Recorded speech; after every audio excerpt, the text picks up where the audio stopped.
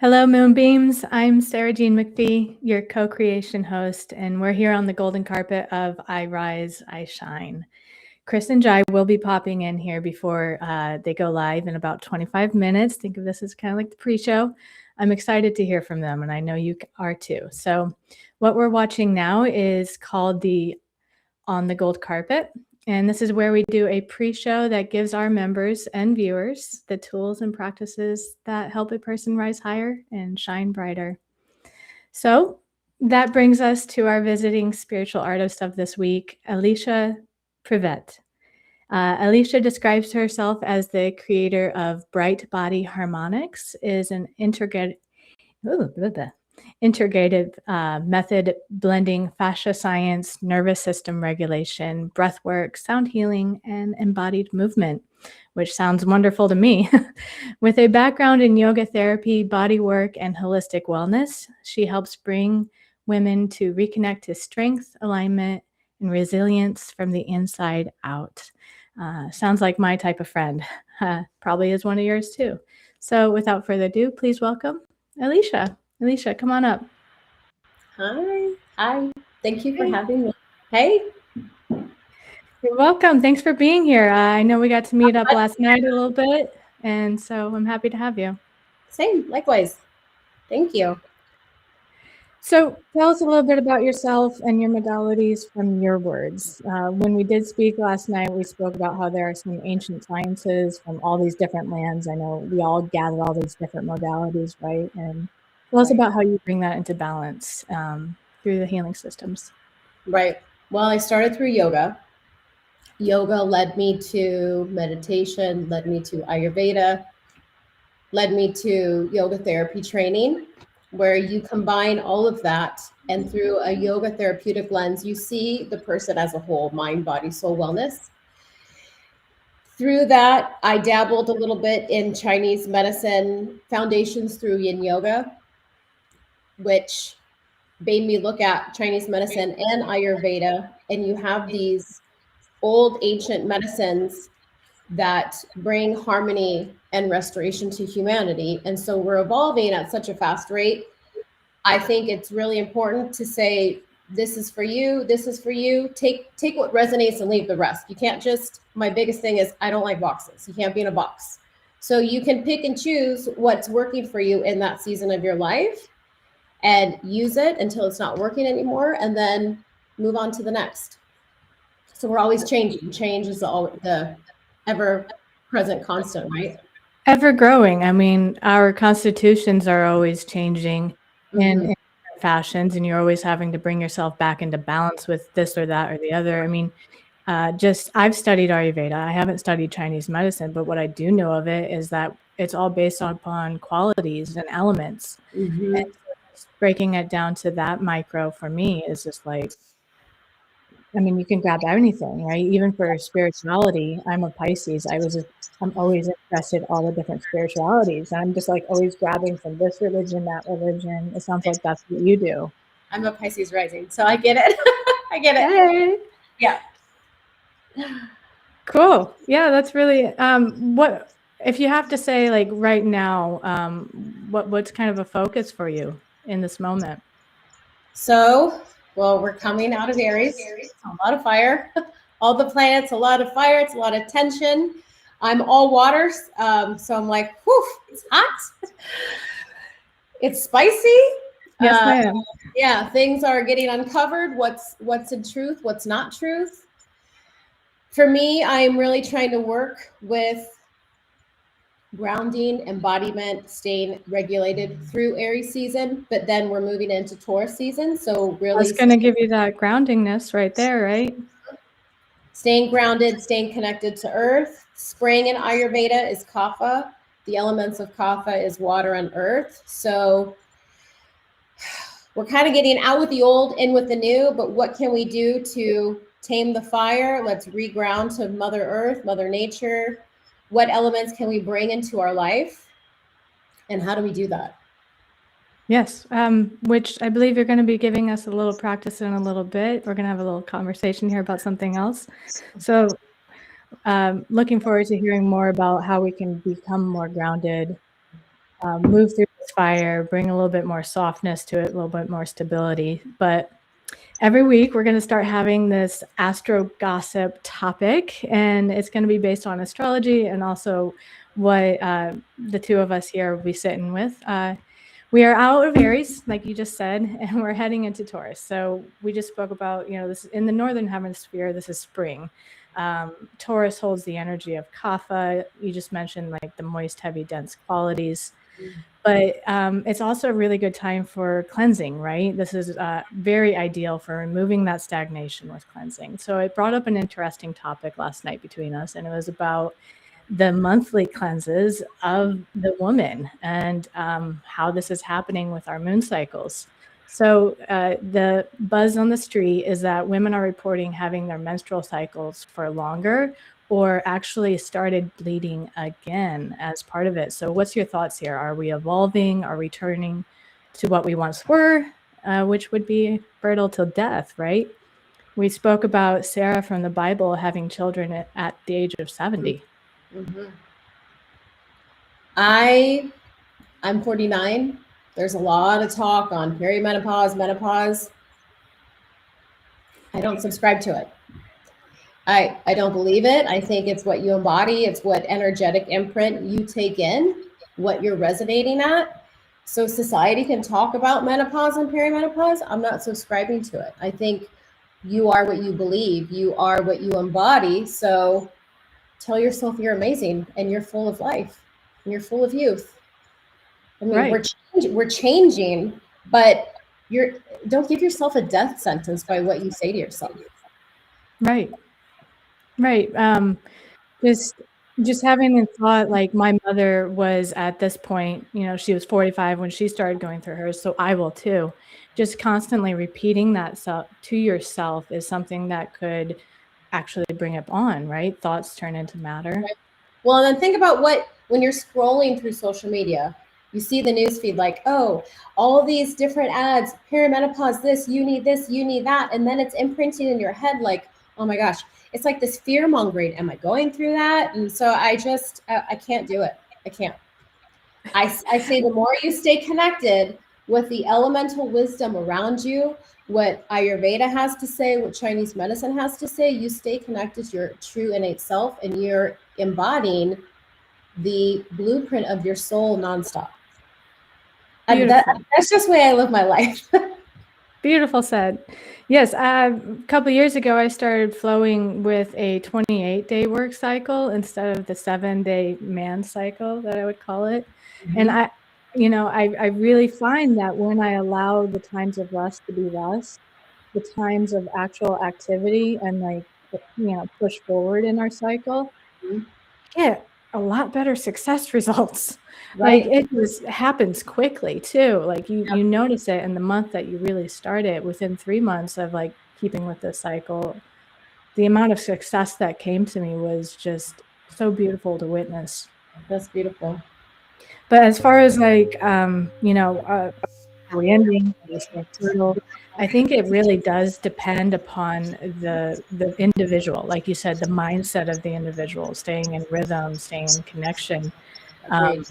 Yeah. So thank you for that conversation. We're going to have to take a little break here, have a blessings from our sponsors. And then when we come back, Alicia is going to guide us through our Coherence breathwork.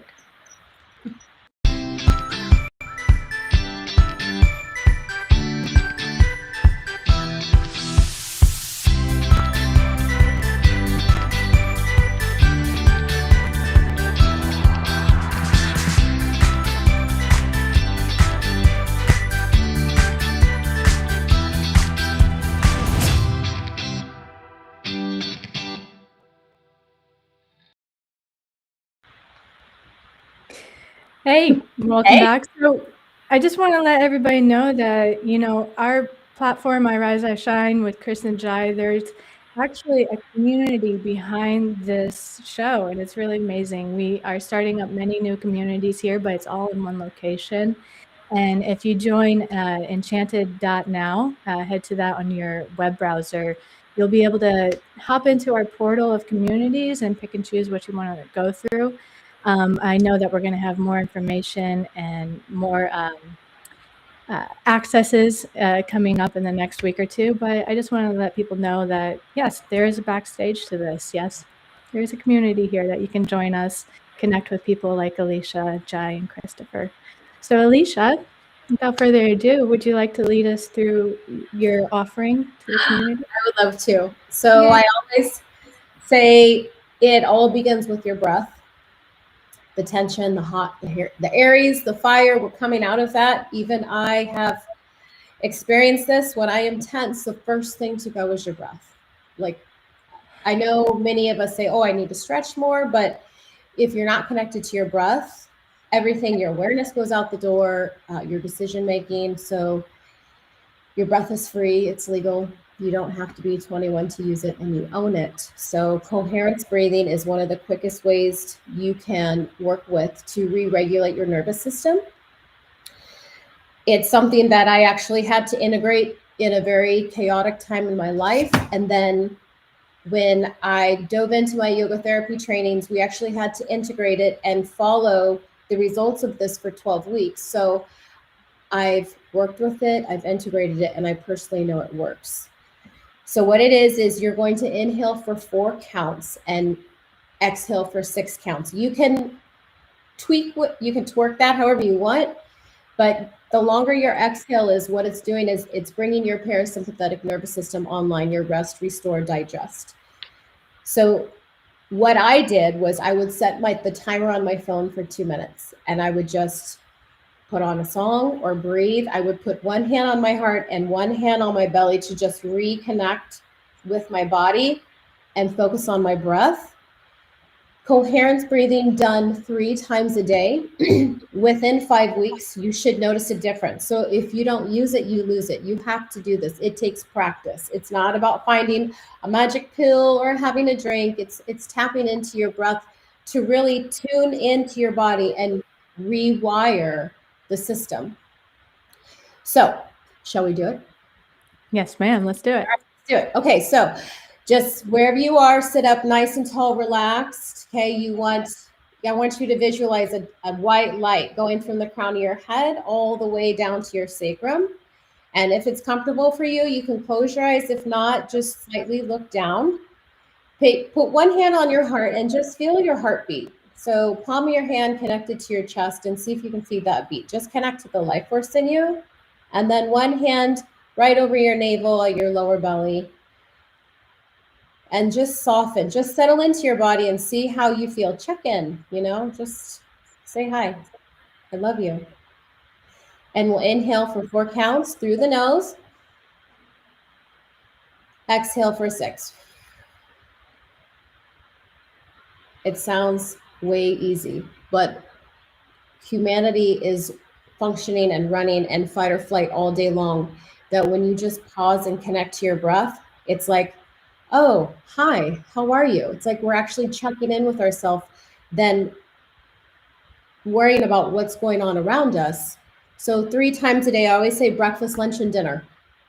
You can even do this in the car. I usually do it a lot of times when I'm drying my daughter's hair, because I can pause and I'll just breathe. Inhale for 4, exhale for 6, 2 minutes on your phone with your timer, morning, noon, and night. Or they say like 10 minutes a day, but in 5 weeks, I promise you will notice a difference. It's little changes for big results. Wow, that's beautiful. So I love how you said the breakfast, lunch, and dinner. It's almost like time to eat my air, time to eat my prana. Right? Yeah. Right? But it is. From what I know, prana is, the life force that sustains us. It's something that is just naturally, that's how we live. What is your description of prana, and how would you describe it to our audience? Oh gosh. Wow. I was looking through my notes, and that leads me to the Shakti energy and the divine feminine. And to me, so breath is spirit. Even if you dive into biblical texts, breath and spirit go together. It's your life force. So when we are cutting off our ability to breathe, we're cutting off the life force, which means inside this is kind of like extreme, but you're decaying. Like energetically, you're cutting off what's giving you life. You're contracting, you're holding tension rather than expanding, opening up, and like saying yes to life. Right, I agree. It kind of has to do with, your posture too. If you're slumped or you're cutting yourself off. Yeah, you've got lung area here, your heart chakra. Yeah, like a lot of times I'll massage here just to push open up. Yes. Yes. Open. Actually, my ring finger, the channel of love, I was focusing on that this morning, and I like to take a deep breath and send it that way, and send it that way into my ring fingers as well. I love that. That's beautiful described. Yeah. I'm kind of at a loss of a question to ask you. I was going to ask you something and just flew right out my mind. How about you tell us a little bit about like some of the yoga practices that you do in correlation to breath work? Is there any yin yoga that you may like a specific stretch that might empower this practice if people want to take it deeper? That opens up a whole can of worms. I'm good at that. For me, yin yoga dives into meridians in the spring. The spring is the liver meridian, starting from the feet. I would say, I don't want to overwhelm everybody. So honestly, if you can just sit in any pose where you're at, depending on what your fitness level is, what's comfortable for you, and hold it and see if you can hold that pose for 2 minutes, because what it's going to do as well is it's going to put pressure on your joints, which is going to help increase your range of motion. When you're stuck in that pose for 2 minutes, your mind is going to talk. You're going to be like, I can't hold this. I want to get out of this pose. It's going to help you see where you are holding tension in your body, the holding patterns. You may be holding in an area of your body, but that you didn't even realize. Right. I mean, I know during our moon cycle time, we hold tension in our lower abdomen. If we want to relate back to that, there's specific breathing practices that we know help with giving birth. I've tried a couple of these breathing practices when I've been in pain before, and it actually helps relieve that as well. It works. I like to teach breath work as a focus, like a meditation focus. You can send that focus anywhere. You use your breath as the channel. And then, so if you use the breath as the channel, you focus into that tension spot, whether it be, to relieve yourself from some cramps or maybe some pain in the back, right? You just breathe and focus it that way. I took a class from Leslie Kaminoff. He has the breathing project in New York. And we worked with the breath a lot, where, like what you just talked about, you visualize where you're having the pain, you send the breath there, and then all of a sudden the pain is gone. So then we're diving into psychosomatic aspects, and it's a lot. I just love it. There's a lot to unpack there, isn't there? But there's so many things that you can do with the breath that you just taught us. I know right before I get into the kitchen and I want to make some food, I tend to do that breath. That's very specific in my mind. Like, I know that's the exact time I do that breath, so that I can regulate my nervous system before diving into like the full task of making a dinner, which can be overwhelming for me sometimes. So, but yeah. Now, so the coherence breathing is more of a nervous system re-regulation. If someone is in high anxiety and you tell them to do that, they're going to have a hard problem, because they're probably usually in their chest. If someone is high anxiety, where I used to be before, the 4-7-8 breath is considered the rescue breath. So you only want to do it 3 times in a row. That's inhale for 4, hold for 7, exhale for 8. Okay, so it's just a matter of working with like the counts, and you got to know where you're at. Exactly. Yeah, you need to know where you're at, where your nervous system is at, and what's your intention, what's your goal. Then you have the color body breathing and yoga. There's so many different things based on your dosha, where you're imbalanced. There's a lot going on there. Yes, it gets very personalized, but for the general population, 2 minutes a day, nobody's gonna miss you for that 2 minutes where you just allow the breath to come in. Do it in the bathroom. Do it in the bathroom. Yeah. That's beautiful. Is there anything else that you wanted to bring up as a topic? I know we've jumped around here a little bit. I mean, I think for me, I always say just go back to the breath, and it sounds so cliche, but think about when you're born, you take that first breath, like it's your life, it's your life force. So, and nobody can take it away from you. Nobody can take. I actually, when you said that, it reminded me of a song that I like to listen to, and I'll have to look it up and put in the comments. But I have a couple songs that are on my regular playlist, and they're kind of dancey, beaty songs, but they have in it, okay, breathe with me, and then they take a deep breath. And so I'm seeing breath work come into music, which I'm like, thank you, because that song's going to come on. It's going to remind me. Yeah, right. Or like your Apple Watch, stand up, breathe. Oh, silly humans, we have to be reminded to breathe. That's what I'm saying. Like we were born to breathe. I love it. Yeah. Well, Chris and Jai will be coming back on here in about 9 minutes, and maybe we can talk a little bit about how this is going to go next week. Next week, there's going to be like this little community and meeting type room where we'll actually be able to, you and I and the next guest, and when you come back, you again, communicate with the guests joining us. So we can actually have conversations with our audience and hopefully get us an audience screen share here to see everybody's lovely faces, because I know there's so many people out there watching right now that I absolutely love to connect with. They're extreme dear hearts. So I'm excited to see that as we progress and mold into this beautiful I Rise, I Shine show that we are going to be. Very cool. Very cool. I'm excited to have you here today. And what I'm kind of at a loss for words. Let's see here. What more about yourself can you share with us? Well, where are you from? Where are you from? Where am I from? I'm from Northern California. I'm actually from Santa Clara University. My degree is in accounting. And somehow I found my way here. So accounting goes with everything, right?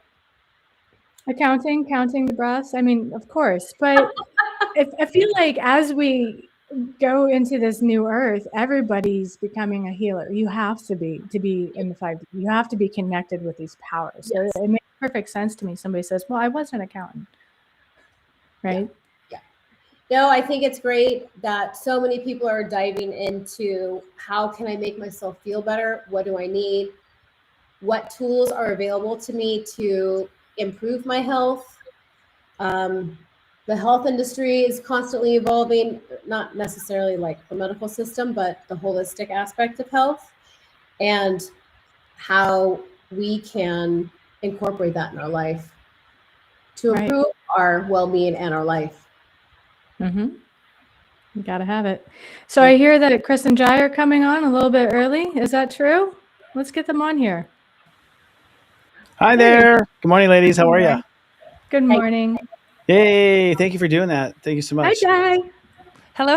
How are you guys doing? That was a great conversation, by the way. I loved your topic. I was going to say it's like a step 4, step 7, step 8 breath work. Like it goes right with the steps. It would be a step 19, which, by the way, step 19 is where people usually do panic. Like people usually have a hard time, 19, 20, me included. And I've realized I have to do 4, 7, 8 like as my normal breath. I was going to convert and make it that way. It's going to be fun. Yeah. No, I actually love. Okay, so breathwork is such an important thing right now in my life. I've been doing so much. Oh, see, she should have brought she'll use some breathwork to come right back on. We're actually having some problems with her particular modem staying connected, so it's an issue. But she'll pop back on if she pops off, so we'll bring her back. But yeah, Chris, okay. Yeah, I think that we all disappeared, but I do think that we're all invisible. We've ascended. Go ahead. There we go. I think that the 4, 7. What did you say? The 4, 7, 8. Yeah, right, so that could be your specific, constitution calling for it, where somebody else could be calling for maybe a 4, 8. Just dependent. Actually, Alicia, I want to do a project with you right now, or we can not now, but next.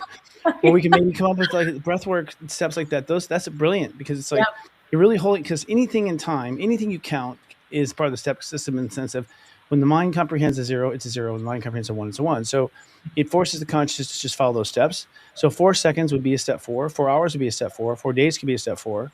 Wow. So I think it's really actually appropriate because you're sort of giving the soul a rhythm. It's really a rhythm, right? I mean, you're giving your nervous system a rhythm out of the chaos. Yes. That's interesting. I wonder if we can find the resident nervous system rhythm for everybody. That'd be kind of interesting. Or crack the formula. We'll have to work on it in the background. No, and I remember one time I called you panicking. I think you told me this rhythm. And you're correct. It did work. Although sometimes it's like your mind doesn't want to like surrender to it. Like you're doing the breathing and my mind's still fighting me. Have you noticed that? Maybe not with yours. Mine's can be vicious. Hi, welcome back, Jai. Hello. You 4, 7, 8, what's going on? And a 4, and a 7, and 8. Yeah, no, it's all good. Well, actually, I'll tell you what's going on. We'll talk about it in today's show. We have some major planets happening with step 29, which, we might want, if you have another one in your back pocket besides 4, 7, 9, we could use one because this is like the most intense step number there is in the whole cycle of things. We're literally riding this wave into step 0 Taurus, and it's upon a new moon too. So it's actually pretty intense. And Aries is the most intense. And in a 29, the 9 is Aries.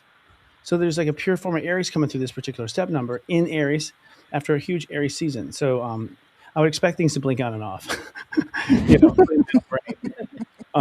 How's everyone? So just real quickly, I'd like to know from each of you before Jai and I kick it into the next to the show. How was the new moon for you? Like, did you have any personal awakenings, or did something go to sleep forever? Alicia? Oh gosh, for me, I had to remind myself: is this a full moon or is it a new moon? Exactly. Yes. The exact same thing. Because I had anxiety. Because I literally had anxiety, and I don't get anxiety, so I had to ask myself, okay, is this mine? And I'm purging a lot of old identities. So it's like, okay, it's surrender. It's a deeper level of surrender. You're right about the identity too. Yeah. And did the old identity like not go kicking and screaming like mine did? It's still kind of holding on, but I'm like, nope. Here's the boundary. Yeah. What about you? Yes, exactly. You, Sarah, Miss Sarah. Me. Sorry, I'm looking at you. It's right on my ascendant. My ascendant is Aries 28. So I felt this very personally upon my ego, and I felt my ego wanting to scream, and I made it be quiet. But at the same time, I do feel the new coming in. Nothing really happened directly on this new moon. I actually felt very elated, very happy, just kind of very glowy. But it was what's happening before, and I'm sure is going to be happening in a few days as well. I'm definitely like going through a change, purging that which does not serve me anymore, changing roles, changing identities, and I think it's just a slow burn for me. It's a little burn, as a 27 herself. Yeah, that's amazing. Yeah. What about you, Jai? Jai? Did we lose Jai again? There she is. She's gone. It was like perfect comedy. Go ahead. The computer's doing all these crazy things. Yes. So for me, I was going to say I've been kind of riding a high, like riding this wave, feeling the fire horse energy. It's felt very initiative to me. I've been seeing a lot of things in my life showing up that are very exciting, things that I'm looking forward to, things that I'm working on. There's a lot of like creative energy for me. And so I have thankfully been having a great time. Excellent. I actually have two, I'll say, in this last week. I mean, this is for Taurus, this is our 12th house, and this is about faith. And for me, as a Leo rising, it's about believing. So believing and faith go like hand in hand. And I did it. I had faith and I believed. But at the same time, I still felt like the wreckage of the old coming off. There's definitely a couple of quick showers of crying that just came spontaneously. So there's still a lot of release, but it was a happy release. And I agree with you, Jai. I agree that it's very creative. Like the creativity has been like shining in my heart so powerfully. Back to like when I was in college and I first wanted to be a filmmaker. So I feel this renewal inside my heart too. At the same time, feels pretty powerful. Yeah. Yeah, I love when the creativity comes in. I feel like that was what the glowing feel was in my heart yesterday. I'm starting to realize that the magic of heaven is creativity. Like if you're in your creative self, whether you're being creative about how you smart enough to your teacher, or being creative, how you get out of college, for not having to pay, actually it plays everywhere. Like creativity is behind everything. And it's such a joy to get like lean into it, which means to not settle for what you've seen. If you've seen it, try something new. Just try something new. I think we're in a world where we're always trying new things than we are trying to stick to things that work, Right. Yeah. We'll try that for about a day. We'll see. But we'll be back here in just a minute. John and I are going to kick off our episode today. But ultimately, this episode is going to be talking about how we're on a line between two worlds. As far as I'm concerned, lifetimes. Honestly, Yeah. What we forged in this last days of Aries was a new ego, which I call the we-go, because it's an ego that actually considers someone else. I think that's enlightened for ego's concerned. Ego's like, there's someone else here? Okay, we're enlightened. Thank God. But and I think it really starts like in the next 10, 12 hours. We go 0 Taurus. That's the first day of the new world. So that's what I was thinking. Jai, should we run into are we ready? I'm ready. I don't know if the technology is ready, but I'm ready. I know. It's too much light over there. We have to be careful. We have to get special aluminum foil for our computers. Thank you, Alicia. Thank you, Sarah.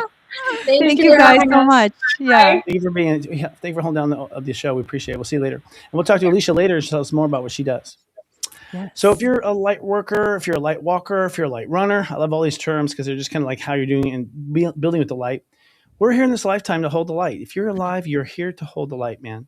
And John and I wanted to make sure that everyone can come together once a week with this show to just bring our light together, bring our hearts together. If you're dim, recharge. If you're bright, let's go supernova. And speaking of supernovas, we just experienced a step 27 new moon just on Friday in Aries. And by the way, if you don't know, 27 is the Grandmaster step of Aries. So like a master Jedi, if you will, in this context of Aries, that Jedi, that master warrior in ancient, Japanese literature as well. I guess you would say a Marine in our world, our modern technology. But in simple terms, it was the birth of that greatest version of our ego, our greatest version of ourself. And, in simple terms, it's kind of a calling from Mother Earth, Gaia, for every person now on the planet to stand tall in your greatest expression of your ego character, like the greatest person you've ever been. That's 0 of the new age, right? And if there ever a time to do it, it's now. And for our light workers out there, you are the bright star that you really are. Show us that bright star now. That's what we want to say. I love that so much, and I feel it very intensely in my own personal life. And this week, we found ourselves in the 3rd Jinki, which actually took us through a journey from the shadow of chaos to the city of innocence. And it was inviting us essentially to see the world through the eyes of a child with wonder at the magic of it all. And it's that energy of creativity that is just lighting everything up right now that I am personally and gratefully feeling in my own life. I am too, although it's bipolar.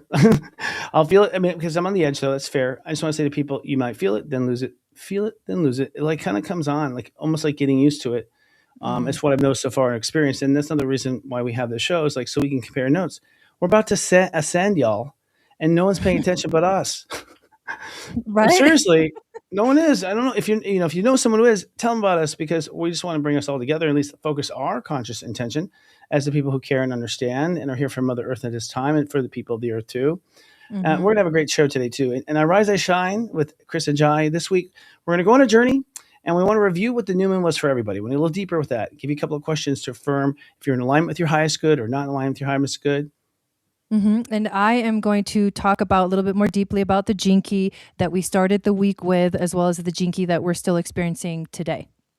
And wait, there's more actually. It's not just the end of Aries. It's the beginning of Taurus. And we have a dimensional shift that's going to start in a couple hours, frankly. Something very strange. Many 7s and a few 9s. We're going to talk about all that as well. Wow, it's all that and a few surprises for these weeks. I Rise, I Shine with Chris and Jai. Come with me, and you'll be in a world of pure imagination. Reach out, touch what was once just in your imagination.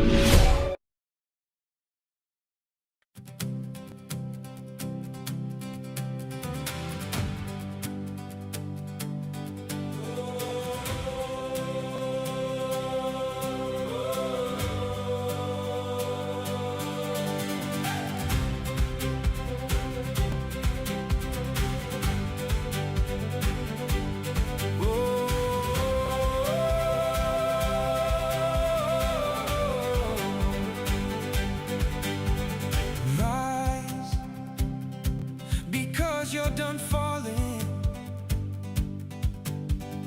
Fly, because you're done crawling.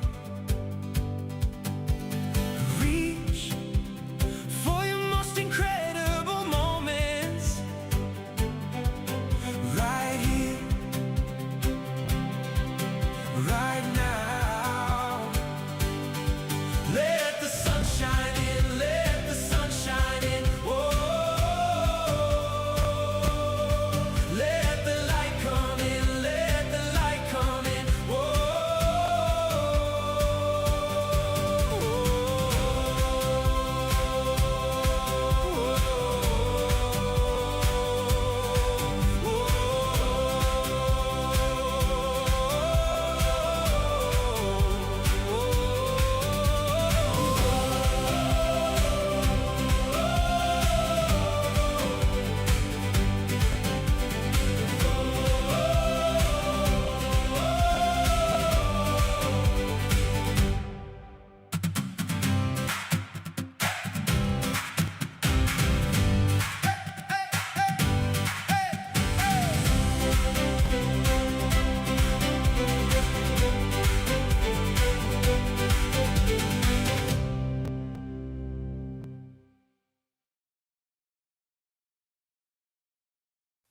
Namaste, friends and family. Welcome back to I Rise, I Shine with Chris and Jai. I'm Christopher Wojtecki, step astrologer and channel guardian to the step system of reality. We're so pleased and honored to have you here. Welcome. Oh, thank you so much. And welcome, everyone. I am Jai Gobind, and I am your channel for grace, singer, songwriter, master, gene key, human design, and astrology synergist. Okay. And you do. So, Chris, I want to know what's going on with the steps, the planets this week, and how the steps basically led us to the new moon. And what did you say? What kind of multidimensional portal did you say was going on today? That was just me being, a Leo rising, but What? trying to do something funny and catchy. No, truthfully, I think this is a dynamic moment. My team at Series Joy, which has actually closed its doors as of today, it's an interesting line as well. But our team there, our Astro Studies team, we came up with this. We saw this months ago because we plan ahead and schedule ahead. And we saw that, holy shit, Aries was going to be intense.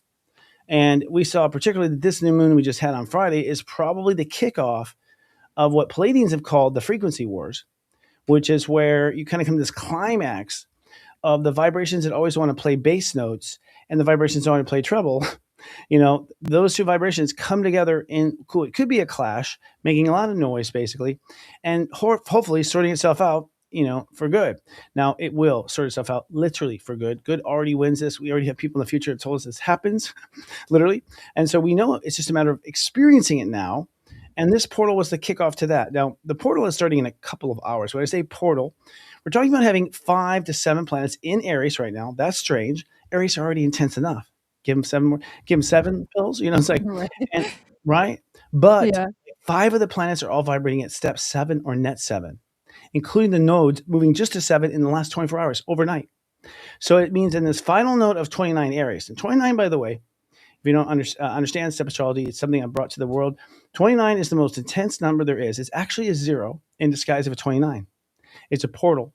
And what it does is it allows you to go to any dimension. So if on Earth you want to ascend, you have to first bring your energy on Earth up to 29. Then from 29, you can go off planet or multidimensional. So it's a multidimensional moment. And in this moment, the other states of awareness, the other parts of who we are all attuned to our higher self. So what this says is it's a higher self hijacking. Our higher self is coming down at this last moment of creation of the ego, is coming in with 7 sevens. I'm not kidding. 7 sevens, all kind of singing harmoniously, starting about 2 hours. And it keeps that note until actually we get to 0 Taurus, which is the foundation of reality. Taurus is the Earth, in my opinion. It doesn't have a ruling planet. It is the planet of Earth. That's what bulls do. They just sit there. They stand there and eat and shit. That's pretty much keeping the world going around. That's what Tauruses do. But that 0 Taurus means, okay, here's the new reality, this new foundation. And what's the foundation? Well, this is literally how incarnation works. We come from spirit, 7. We come in, we form into solid form, which is 9, the ego. The ego is sort of the memory card in which our soul is copied and saved to. And then 0, we create life or the vision or the hologram or the whatever you want to call it that we're in. We create that from that seed of 7 to 9. All right, which is 16 at 7. So at the end of the day, we are basically recreating life. I mean, this looks like a second lifetime. I mean, really, as far as the difference between when you were born. Have I ever seen something like this? Not in my 20 plus years of practicing Wow. astrology online where I had to watch. I've never seen anything like this, nor had our team. Yeah, pretty intense. Wow. So the vortex opens in a couple hours to ask you to answer about that. Yeah, no, that sounds I'll let you talk. amazing. Sorry about that. Yeah, what was that? I was saying there's more in the details, but like I want to know what you feel. No, I mean, I'm kind of blown away. Like, it's a lot of energy for sure, and I've been feeling there's like a heightened sense of, I don't know how to describe it exactly, but it's just like a buzzing. It kind of feels like a buzzing. I was Yes. actually doing yesterday. I was teaching, and we do meditations and stuff in my classes, and an Akashic journey. And during the journey, I just felt like my whole body was like vibrating. I don't know. To me, I feel like it's like there's a lift, and then personally, I'm getting really excited about Uranus about to enter into Gemini, but it's like it's like a climactic lift off into another dimension. And I think we're gonna feel it right around when Uranus enters Gemini. At least I know I am, because I'm a 12th house Gemini. I have tons of Gemini energy. And even though Uranus in Gemini is actually going to be my Uranus opposition years, I am actually really excited for it. But yeah, there's an intensity in the air that is just wow. I've never felt it before. And what's funny is I didn't think like the events of my own life would be so dramatically different, like so much change going on to where for a minute I'm like, is this my bullshit or is this the universe? I can't tell because they're both in synchronicity. Of course, that's how they are always, But as a sensei, I'm in the boat with everybody. I'm not outside watching. I'm on the boat with you, and we're navigating this turn by turn. And this week built up to it. I mean, energetically, we started the week at step 23. So we had a vision at the beginning of the week. We're talking about the week we just lived, guys. We're going to relive it a little bit because I think hindsight is 2020, especially in your understanding of how the energy works. Astrology is like amazing. If you just look back one or a couple of days, you can see without a doubt that it was in fact in line. So back to Monday, Mars conjuncted Neptune. So things got really blurry on Monday. This is kind of the universe putting us under for the surgery. And Mars is, kind of our action energy, but it is the ego. It's the ruler of ego. And so here we have the ego being rebooted. And as the ego is rebooted, along comes its ruling energy, the steering wheel of the device. The steering wheel Mars shows up in the sign, back home in Aries, back where it belongs.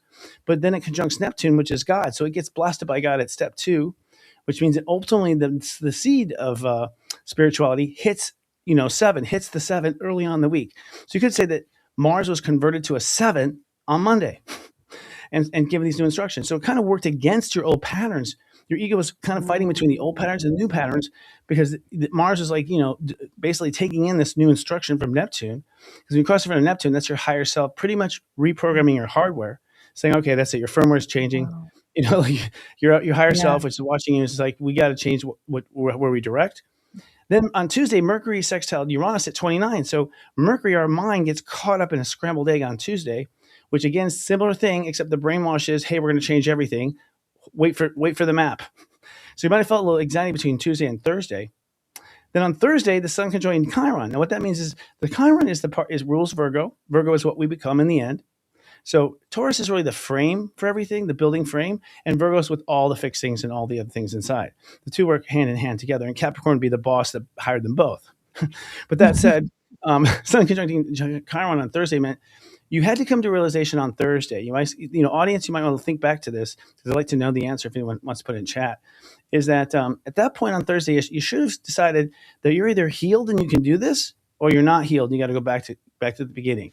Whoa. And so that was like a final out, like before the blast. No, it has definitely felt that. No, it was definitely felt like layers are just like chunks, just like falling off. Yes. I had moments of uncertainty on that day. I was like, are you crazy? And there was like, oh no, the question asked if I was crazy is the crazy, so to speak, honestly. And that's when you get down to a Chiron. It's like, when you get to the bottom of a health issue or a mental issue or a spiritual issue, in the very end there, you find yourself asking if you're okay. But what you don't realize is the part asking is the healed part. That's the healed part asking. And that tells you, okay, I'm healed. I would not have asked, if I was not aware and looking at it from a different perspective. But it's kind of hard. You have to watch your own consciousness to see these little signs, right? Yeah. Neptune also hit Mars on Mars and Neptune sextile Pluto on that same day, Thursday, which basically means kind of cutting the cords Thursday to certain things. You might cut cords with people or situations or whatever. I certainly did. And then Friday was a new moon we had at 27. So new moon is a seed that's planted. And Mhm. 27 is everything you feel and everything you sense. And that's powerful. That's what makes it a master Jedi, that degree, because imagine a soldier that only fires if they feel or sense it's right.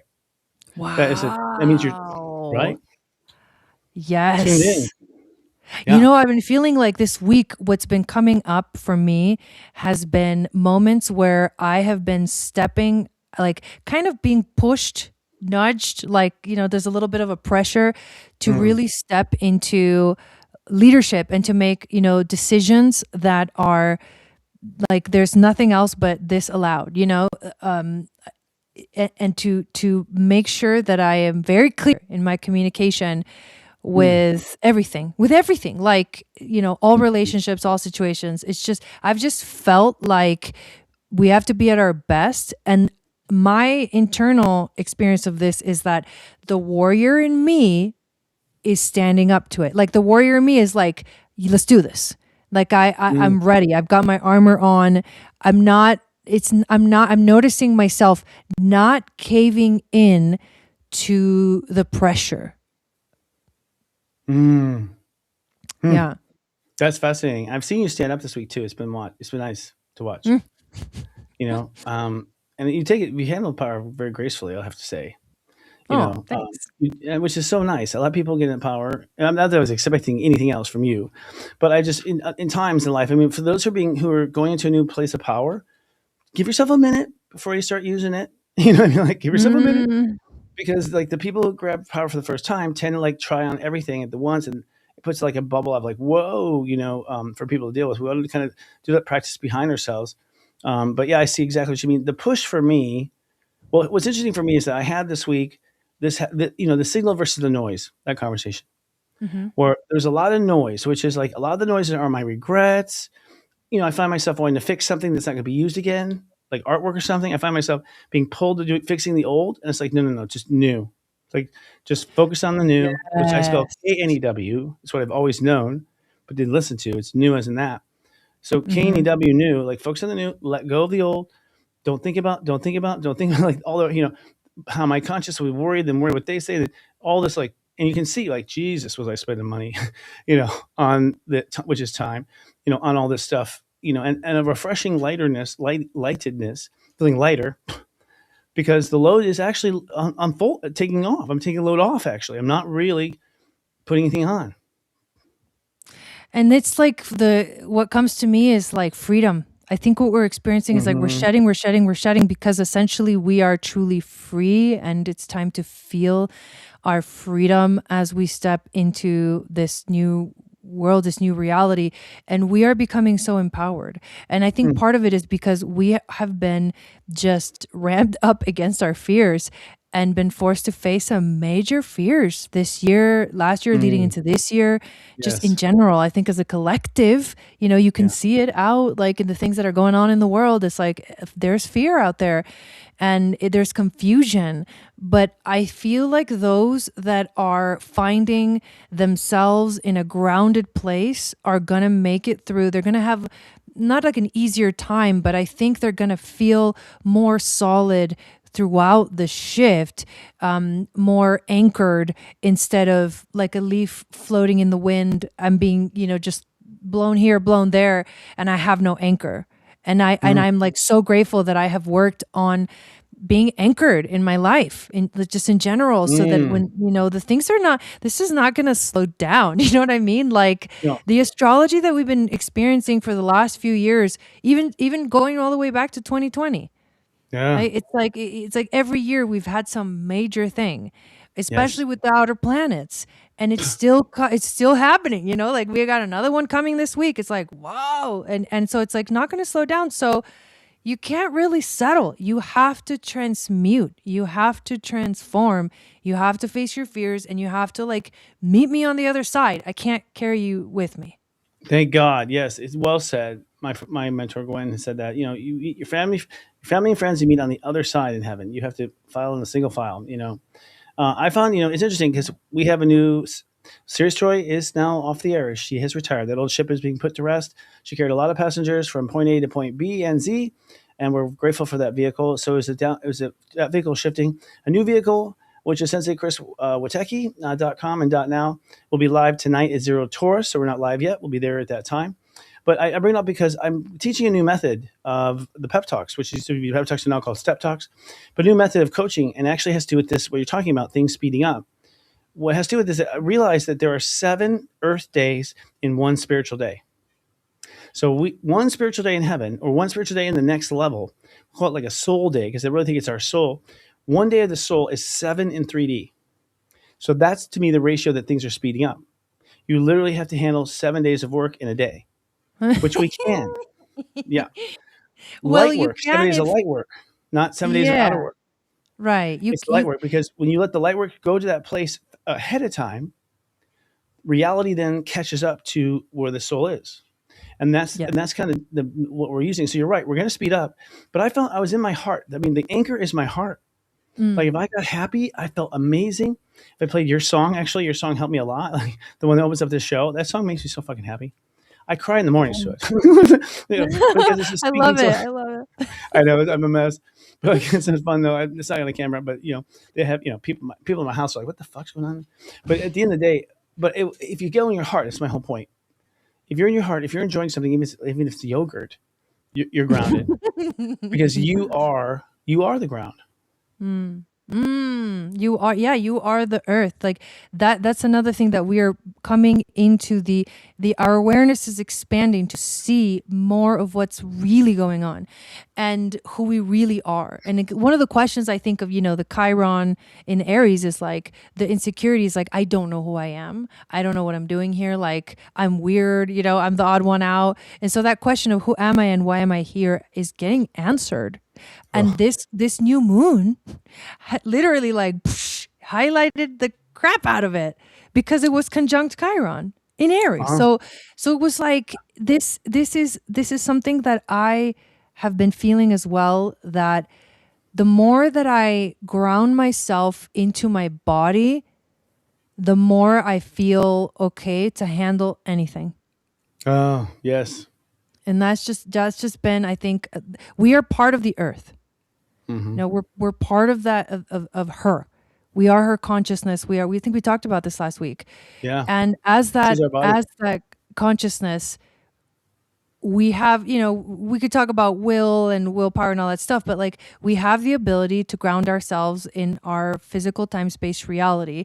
And the more that we do that, the more that we ground ourselves into, like, the original intention was we wanted to come down here and we wanted to actually do something magical. We wanted to be like that child, that, like, that innocence to come play and create. And we've completely lost our way. And so to go back to that, it's just like what the world and humanity is going through right now is the same as if an adult gets to a point where, like, they're dealing with depression, anxiety, traumas, fears, and they choose to heal. And when they choose to heal, they return to their innocence. They heal their inner child. I think that's what we're doing. And I think that's one of the biggest themes of this week too. Amen. I would say Taurus is the new start. Taurus is kindergarten. It like takes you back, because Taurus is like the basic Taurus energy of all the colors, all the smells, all the ingredients in the kitchen. What do you want to make? Like, Taurus brings you all the ingredients to make stuff. That's what Taurus is. And Taurus is Gaia. It's Mother Earth. Yeah. I believe that we're a body and a soul. Something Alicia told me and was saying yesterday in our dress rehearsal, that we're a body and a soul. The soul holds the body. The body makes the body is made from the soul and Mother Earth. And Mother Earth lends her energy, like a woman lends her cells to a baby, lends her energy for us to materialize in this world with our soul's intention, And so what you say goes to tremendous credit. Getting into the body, embodying ourselves, eating pure organic foods and nothing with chemicals that separates from the body, separates from our aura, creates holes in our aura. This good health and good practice of just being, living life and giving the body what it wants and how it's designed. I agree. It grounds more than anything. It makes me feel amazing. That's sleep. It's the basic things. It's funny. It's so basic. No, it is. Yeah, the basic stuff is what we need right now. Like we've been going so up into our headspace. Yes. And what we need is actually just to go back to the basics. That's actually a theme that's been coming up for me, like in my community. And just to talk a little bit about, like, through the lens of the gene keys and human design, what we experienced this past week leading into where we are today. There was actually 2 gene keys that were activated. The first one was the 42nd gene key. And that one goes from, it's the shadow of expectation to the gift of detachment and the city of celebration. So it's like when you let go of expectations, that's when that childlike wonder comes back, right? Because if everything needs to be a certain way, that playfulness just kind of dies. That's why the expectation is the shadow. So we were invited into celebration, but detachment first, right?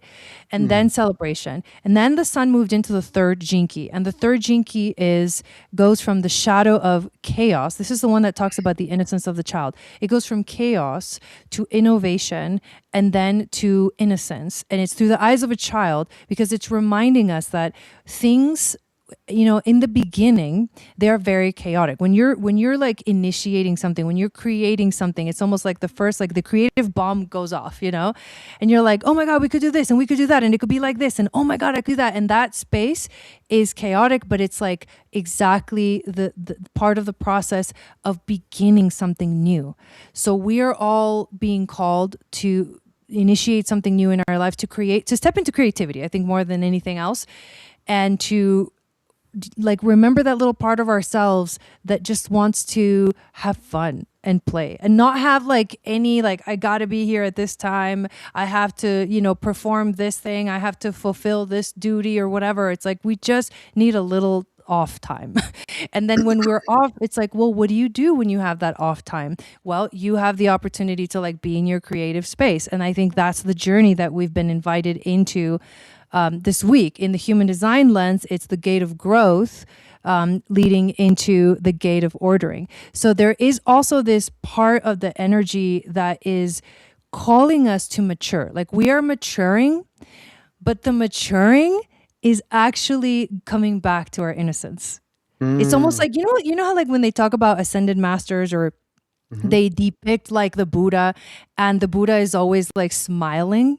No, he's so. And this smiling Buddha, the reason why these enlightened beings are smiling is because they're seeing the hilariousness of how people are so serious about everything and how hilarious it is. How we take everything so seriously, and the irony and the weird stuff that happens and the weird way that people behave. And you're like, what is going on right now? And from that perspective, it's hilarious. It is hilarious. Yeah. No, I just wanted to, I had a vision. I was taken to an angel room one time. Like there's a whole procedure of breath work, actually in colors and chakras. And I don't remember the sequence, and I'm not supposed to. But suddenly in my heart, this chamber of angels is in your heart, apparently. It's a dimensional like portal you have there. So I went in there and I opened the door, and there are like 10 angels. They're all just lights. I can't see their faces. But what I know and see is that they're telling jokes and laughing. And I was like, what the fuck? I came down and I was like, I talked to the person who facilitated. I'm like, they're all laughing. They're all having, they're all having fun. She goes, that's how they are by nature. There's it's kind of a contest to see who can make God laugh. But it was like, oh my God, I want to be up there. I want to hang out. I want to play. It was like, and that was my nature. I'm a goofball. I think at the end of the day, it's absolutely correct. It's like, we're supposed to just have fun. And for me, the work never stops. So the fun has to be in the work. If I'm not enjoying what I'm doing, I use the word work, then something's off. And it's about that too. It's the merge of the two things together. I was just telling someone about this. I have it's like 10 years now. I have fully committed to like my path, which is like learning about me and doing the things that I love. And I've evolved. I've changed. I like this. Well, I don't like that anymore. But the fact that I have been fully committed to be in that space has made such a huge difference for me. And it's like I live it and breathe it every day. Like this is my life every day. Like I'm 24/7 talking about these things. Like, and sometimes I'm like, I forget that is rare. You know what I mean?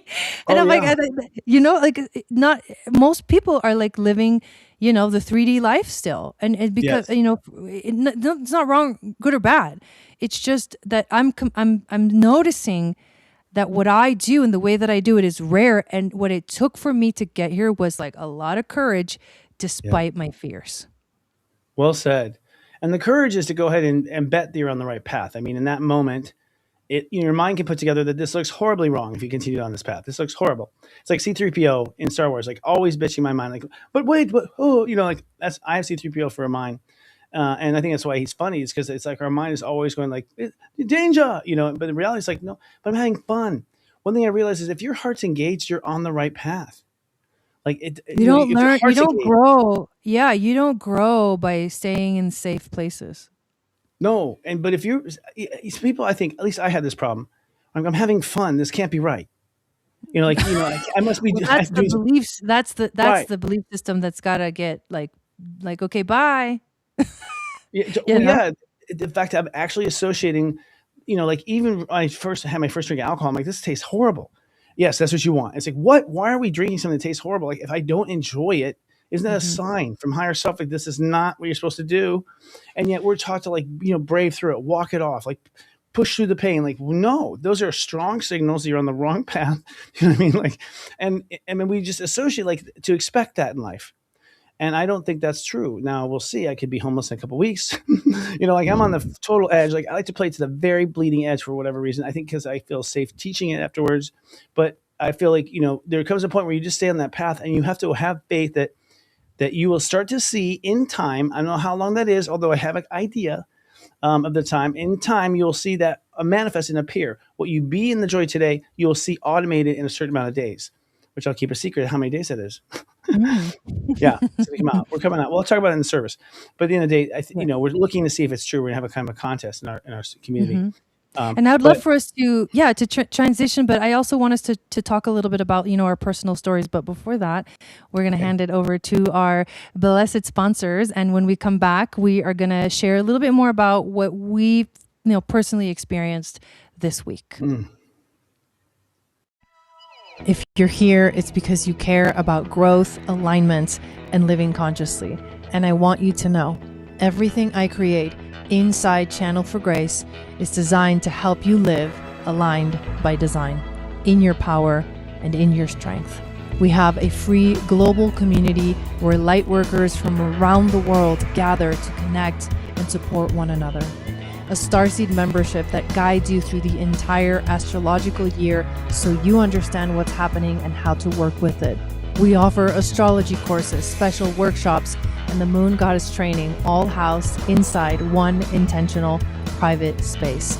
If you're ready for real support, real community, and real alignment, check out the links below and come join us. I'd love to walk this journey with you.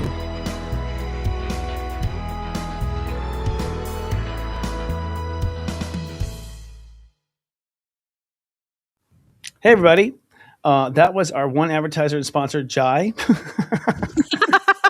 Thank you. Thanks, Jai. You can pay the rent this week. But no, we want to say to everyone, like, we are just starting out this community. It's really for us. It's an event. It's a soul services.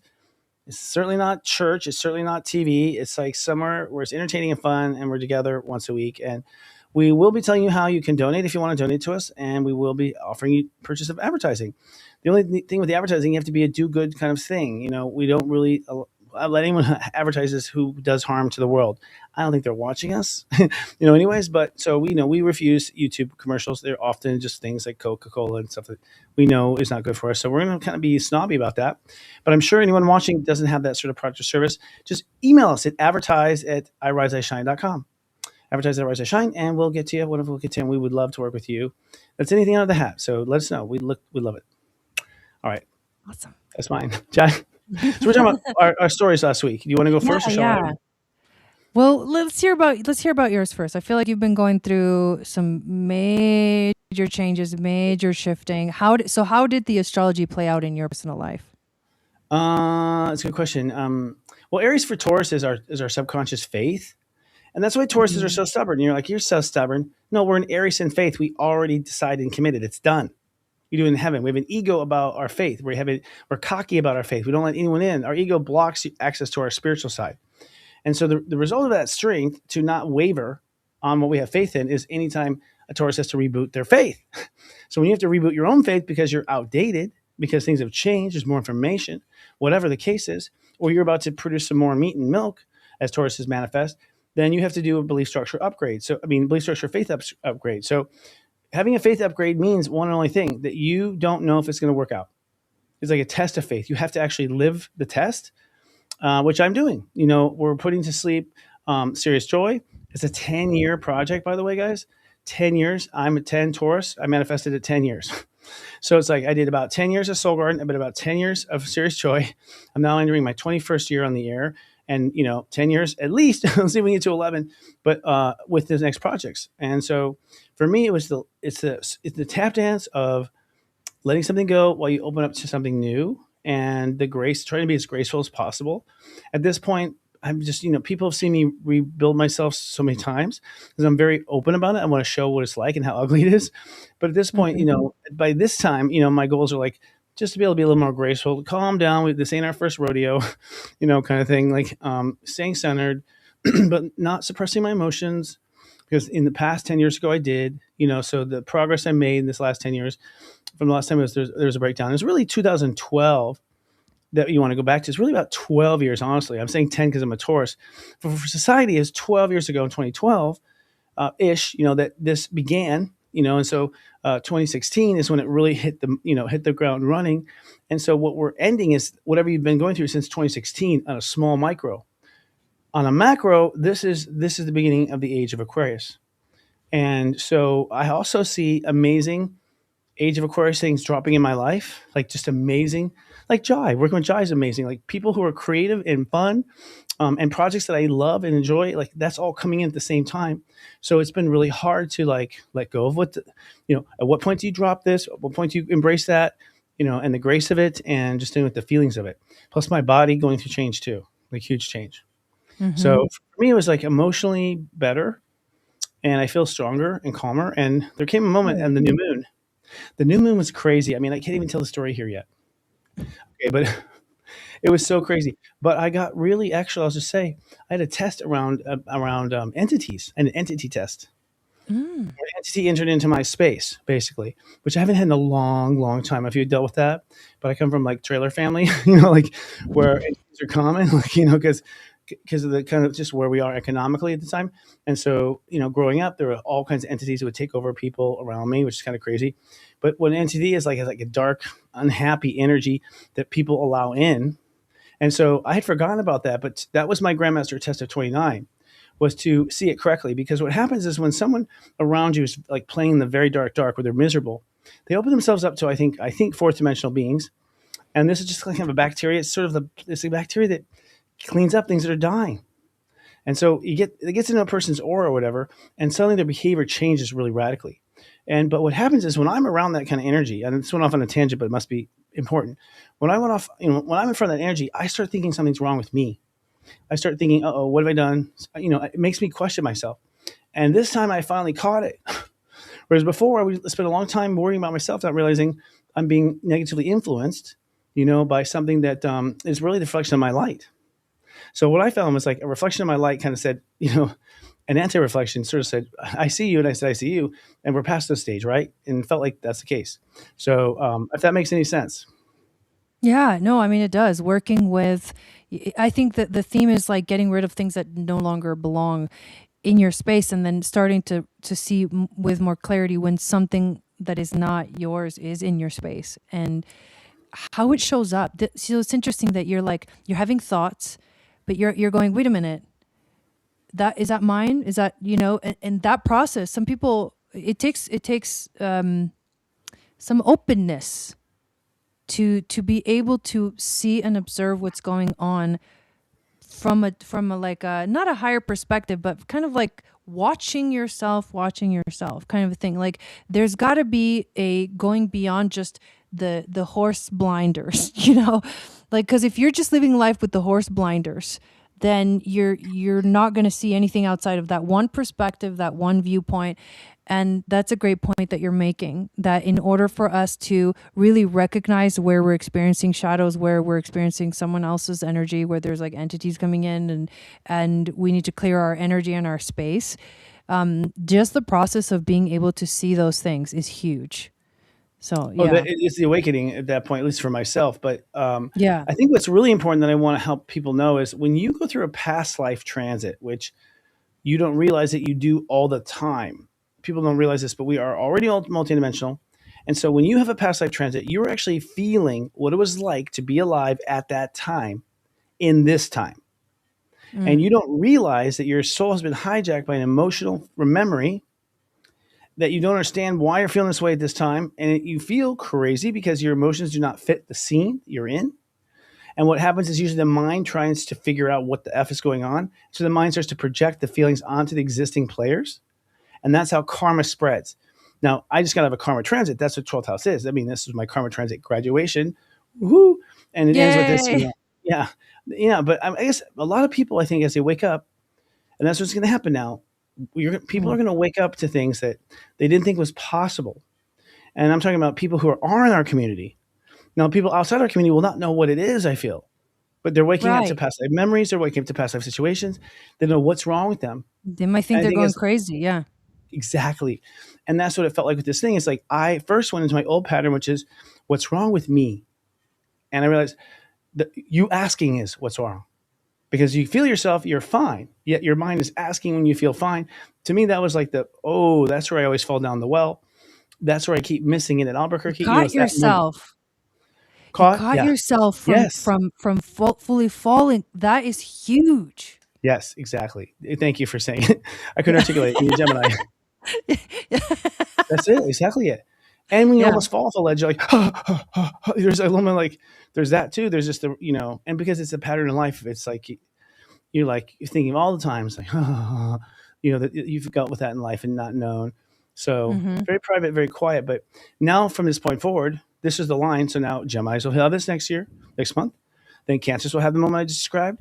Then Leos will have the moment I described. So every sign from Taurus onward will have that moment I just described the month before your birthday. Just so you know, you'll go through this final letting go of the subconscious shadow. Looking forward to that. Sorry, we've got cameras all over your house. I'm just kidding. Your husband and I. I know China does. We won't. I know China does. Yeah. Yeah. It's already built in our appliances. What are you worried about? Just tap into that. That's so funny. So that was my personal. What did you go through? You're like, how I had a manicure. Well, it's funny. But yeah. Well, I had a pretty good week. And thank God. And that's why I'm grateful, because I have some kind of emotional crazy highs and lows sometimes, even though I don't have that center defined in my human design. But it makes it so that sometimes I feel even more emotional. And it's hard for me. I feel almost like energy comes through me. Speaking of entities, energy flows through me, and I feel it very intensely, and I have to kind of sweep it away, but it always flows through me. And it's almost like people can't lie to me. And it's not oh, I'm special or anything like that. It's just when I see someone and when I look at someone, I'm seeing things that it's subconscious stuff in them, but I see it very clearly. And so this was a week where I didn't have that kind of crazy up and down. I actually felt very much in my creative space, very much inspired. I was actually amazed at the energy that I had in my body, because there's been moments where I've been super tired. And now I was every day I would even though I was sometimes staying up pretty late, I would wake up the next day, and the whole day I'd be great. I'm what am I doing different that I'm feeling so good in my body? I'm well, I'm loving it. So I did kind of start to work out a little bit.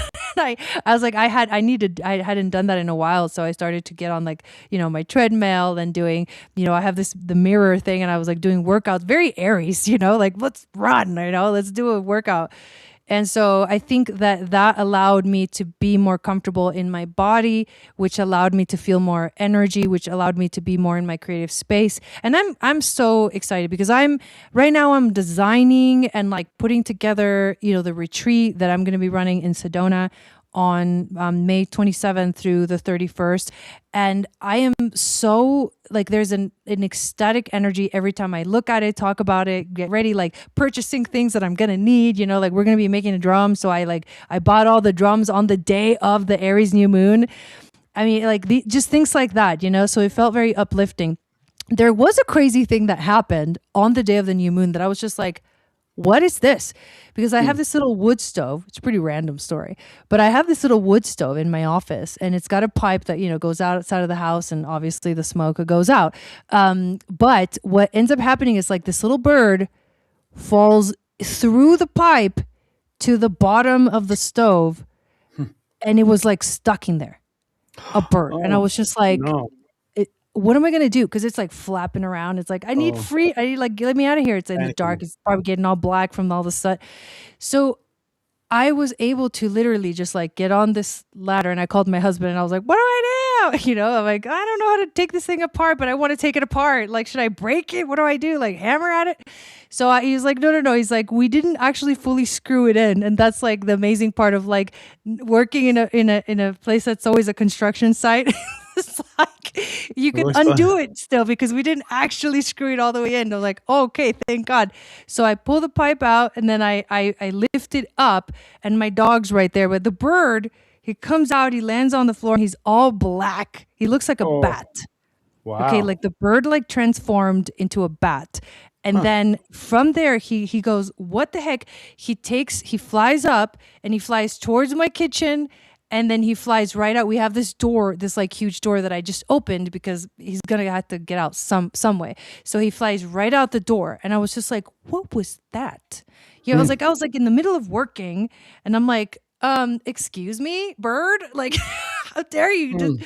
It was crazy. But then when I was doing my broadcast that night, when I was doing an intuitive reading, like pulling cards and channeling from the Akashic, what I realized was it was the lesson of like, it went down the wormhole.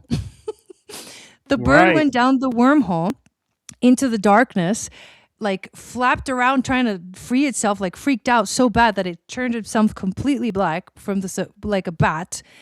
And then it was freed. And when it came out of the hole, it was in another dimension, because my house is like, what for the bird? Like, what is this? Like, where am I? But he flew anyways, and he literally found his way out. And that was the lesson. I was like, oh my God, the bat means transformation. The bat is also like about being in the darkness and being okay with being in the darkness. Seeing perfectly in the dark. Yeah. I know. And then you came back out, it came back out into the light. Yes. So it was like that happened. That's crazy. That was crazy. I almost feel my interpretation for myself would be like, oh, that's like a little movie of God telling me how I've been. Like, were you stuck? It was total message. Were you stuck in the soot? Did your higher self come in and reach you and rescue you? Was the higher self's dog next to it? I was playing the role of like God. Yes. Yes. Yeah. Yes. Wow. That's exactly. I think sometimes as we come into the Ascended Master position or wherever we're going to go, because Ascended Master is not a given. That's a job you apply for. Apparently, that you come back and keep helping people cross over. I think some people go to whole other dimensions when they ascend to Earth. But I think that one of the things you recognize is, just as you grow up and you have kids, you see when you're a parent and you look at your kid, you're like, oh my God, this is what dad was like when I was that age.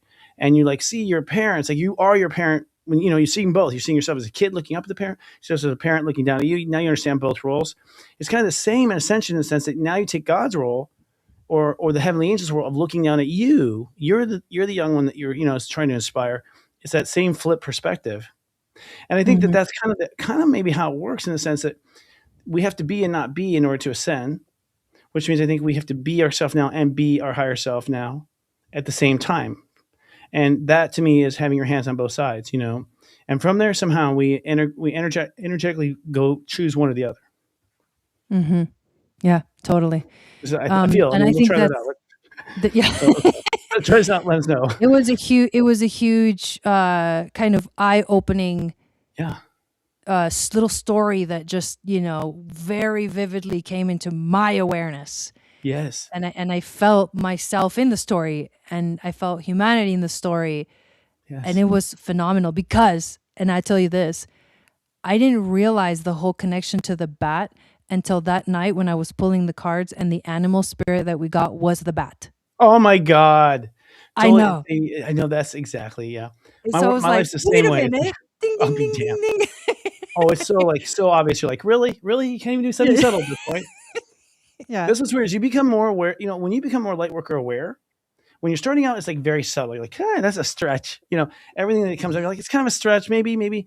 Once you're like at the level I think where I am anyways, it's like cannot deny. It's absolutely the thing you said this morning. It's like, oh my God. It almost seems like it's like over the top. Yeah. Over the top, loud. And I also think about that bird. I think about how Mother Nature works. It's like that little birdie got stuck with you because she didn't realize that she was like in the face of someone who had been a stuck bird, and although it's a shitty day for her, she didn't realize that she's with her future self, helping her. Like, I know. I know. This is like nature speaks to us. We like everything has symbolism. Yeah. And one of the things that I teach in my classes is like trusting your intuition, and that you will have some kind of intuitive sense that is stronger than other intuitive senses. And you just have to trust, you can get good at the other ones too if you practice, but you just have to start with how does spirit communicate to you? For me, animals, major communication mode for me. Like hawks, all animals. But that was also when I started to really study like the symbolism of animals and totems in our lives. And so now I know that everything is speaking to me. And if I know how to interpret the message, then I'll receive it. It's undeniable. Yeah. We ought to have an animal communicator on here as a guest, because animals have like really become like hyper intelligent, or the channels have, I don't know. But now when I have a channel, people who read animals, they are saying stuff that like shock me. I once had a show, just like a little pilot, where she went to a horse. We went to go read a horse. I'm like, okay, of course, But anyways, the horse was like, what's up with this guy and what he's wearing? I'm like, are you fucking kidding me? He's criticizing my clothes. Like the horse was, and he was right. And the jokes he made is making jokes for this medium. And I was like, no way. Like animals are so as present as us. This idea that they're not smart or whatever is not how it is in heaven. They're equal. They're equal in heaven. Like they're equal souls. They have as much intelligence as we do, and they make as many jokes as we do. It's like they're playing a little role like too. They're like cheap, cheap, cheap. Like they're playing the bird. They're not really a bird, like a tiny little bird like that. And that was my biggest leap. I'd love to have a communicator on here so we can talk. Yeah, no, I think that would be freaking amazing. Be a lot of fun. Yeah. Animals are for me too, but for me, animals is like it's like every now and then, like an owl, 100%. If an owl hoots, it's for me.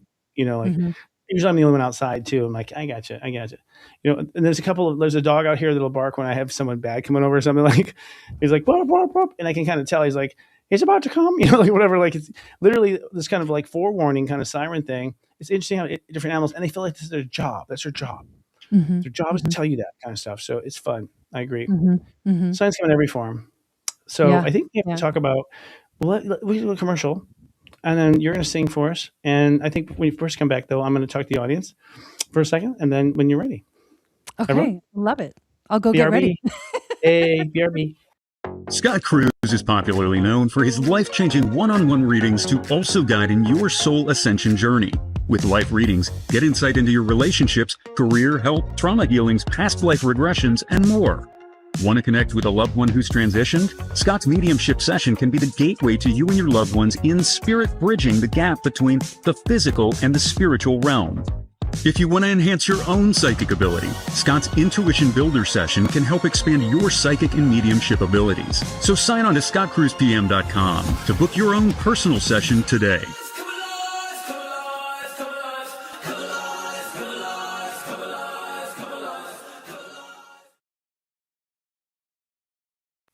Yeah, Scott Cruz. He's part of our big family here.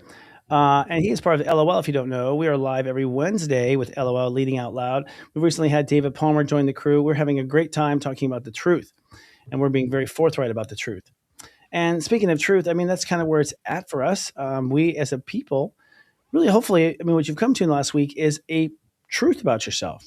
I have to say that's probably my biggest leap, was letting myself be who exactly I am. And that may sound kindergarten for you. There are people out there who can do that, no problem. Me, I've been trained to make everyone happy for so many lifetimes that I literally don't see myself, give myself up for others. And so seeing that authenticity to me was what Aries was about. But we have some take home kind of questions for y'all. And this is part of what I teach. I have Serious Joy is no longer alive anymore. It's been retired, if you will, that vessel. And I'll be doing private sessions basically at senseichriswateki.com. And we'll be launching tonight our Taurus Step Talk. So I'm changing the way I do things to be more of a lesson for a week. It's going to be more of a weekly based, daily updates, but weekly based system. And I want to share the audience who's watching at home who may not have the money or time to sign up for this, because you can play along with us. The question for this week that we're going to do is 2 questions. The first question would be, to ask yourself and really meditate on what authentic part of you has come forward. So what authentic part of you has come forward? Ask yourself that question. Give yourself the whole week to answer. You don't have to answer until next Sunday. And so we're doing a 7-based system here at at the new mothership. In fact, right now, Step Astrology Now is the vehicle. So Step Astrology Now is what we're focusing on. But the most important thing is the now. Everything's about the now. So as of now, what is the most important authentic part of you that has come forward? You want to ask yourself that in the next week. And then when you answer that question, there's a follow-up question that's really important too, which has to do with your value. And that's what we're going into here in Taurus. When we come back after Jai performs, we'll talk about this for the whole week and what's coming this week. But Taurus begins with a value set. And that value set is how much you love yourself. Step 1 is self-love. Step 0 is the line between God and reality. Aries is the ego, the direction that we're going to take. But your self-love, believe it or not, is what sets your value. And we're talking about your self-love in every moment, like your self-love when you go to the potty after this, your self-love when you pour your iced tea. Your self-love, though, inside yourself is the most important. Self-love is an inside job. Nothing you do in reality really will count, honestly, because by the time reality comes, your opportunity is gone. The present is the present. So we actually create reality far in advance. And that's an algorithm that I think we have discovered at senseichriswateki.com. I think that's one we have found. I've discovered. But the point is that your quantity of self-love is what determines your value. If you spend a lot of time in the day loving yourself, you will find that you attract equal in material world and in respect from others and in respect from animals and everything. So going back to our questions, there's only 2 questions to answer. We'll talk about the answers next week in next week's show. But the question is, what authentic self has come forward? And then secondly, what kind of self-love is that person getting from you? In fact, I put you to the challenge. If you can somehow figure out and tabulate how much self-love you give that new character this week, I'd be interested in knowing how much it was and how much it is. We have a community that we have forming here. We'll talk about it. You can come into our community, by the way. I'm talking about this one right here, I Rise, I Shine with Chris and Jai. We built a community, and this community is where we'll be doing extra work with people. We'll have extra workshops there. We'll have different appearances, some live moments. We're working with the membership as well. And this is all part of a broader kind of group of people who are all coming together to form kind of a network of networks, a bunch of communities, Jai's community, our community, my community. And so in that community, you can answer on the leaderboard if you have these questions. So the question is, where's your authentic self? What authentic self came forward? And how much self-love are you giving that person over the next 7 days every day? I'd be interested to hear from people who've given a lot. I'd like to hear from people who didn't have time to. And we'll talk about the results. So I think if we're ready, I think we are. I'm going to wait for a little sign from heaven or Jai. There she is. We are ready. Okay. I'm down now. We'll talk next week. Thank Jai. you. Yeah, thank you. And perfect topic and perfect transition to this song, because this is actually a song. It's like it's a mixture of, it's got partly in English, but then part of it is a mantra. And it's one of the mantras from the Kundalini yoga tradition that talks about courage. And it's the mantra that every one of the gurus, the Sikh gurus, have a mantra. And this is the mantra for Guru Gobind Singh, which actually I'm named after Guru Gobind Singh. It's speaking of animals. This guru was the 10th. Well, there's that, right? They're the 10th Sikh guru.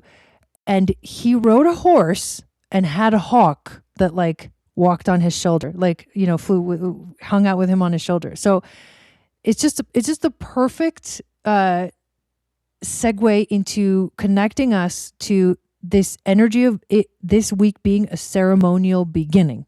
So this is like the activation to a ceremony, this song, and it leads into the courage mantra. And I hope you guys enjoy it.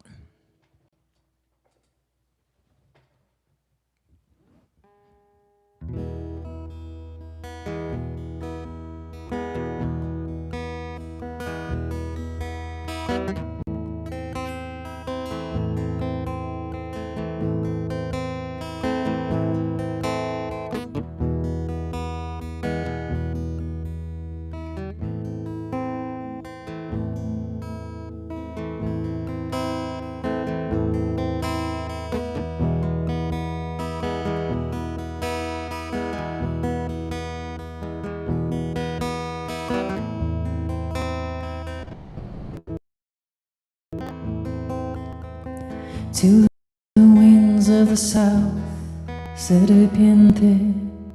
Activate these coils of light within us. Connect us to our divine grace, to the winds of the west. Rise on a winged jaguar, please walk your shield of protection around this sacred space.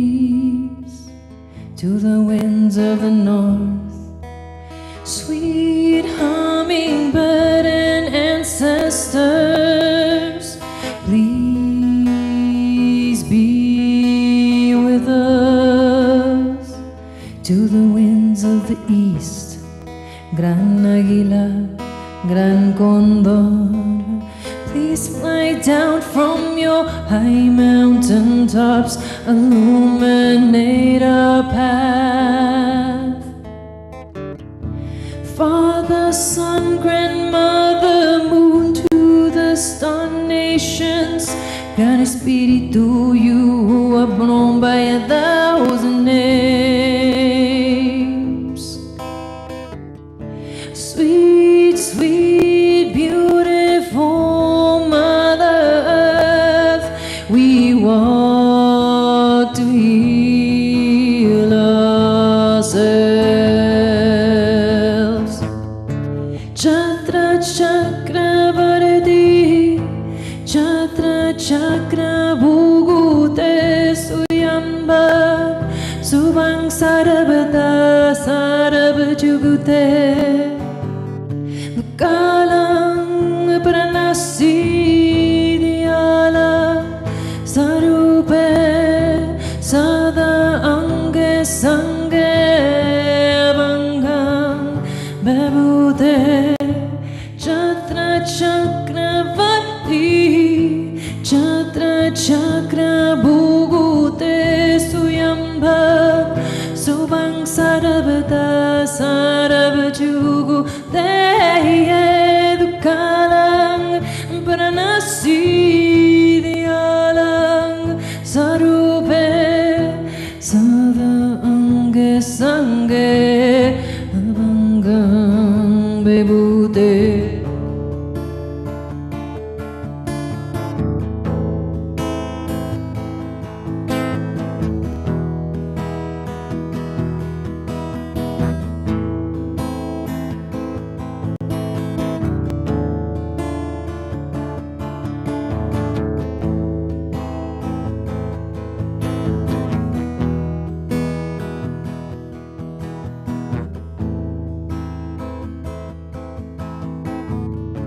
Chatra Chakravarti, Chatra Chakra Bhugute Suyamba, Subang Sarabata Sarabajugute, Dukalang Pranasi Dialang Sarupe Sada Ange Sange Abangam Bebute.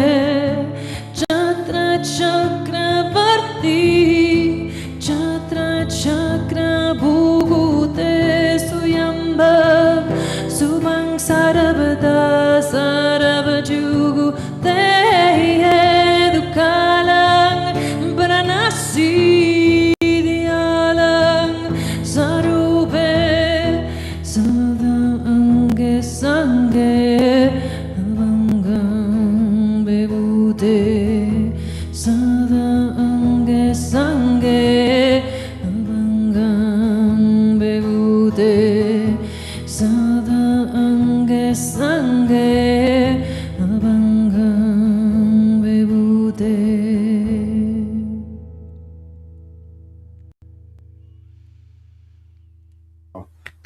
That was amazing. Yay. That was very powerful and soothing and perfect for Thank step you. 29. Yay. We have a quick I commercial. love playing music. Well, it's clear and you just shine bright too. You shine bright. We're going to take a quick break. When we come back, we're going to talk about our future predictions for the week. And we're going to bring back our guests from the very beginning of the show. So keep streaming. We'll be right back. Cool.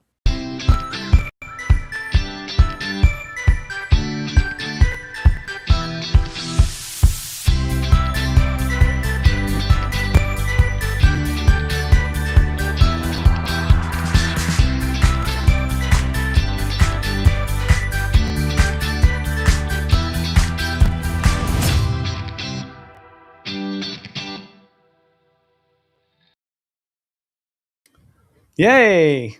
That looks like fun. You're gonna have a lot of fun. You're Yeah, coming so up with much this fun. retreat coming up soon. I love retreats, and they are. Um, when you run, is this your first one you've held? You've held them before, surely. No, this is the third year that I'm doing Okay. it, but it's going to Yeah. be the best year yet.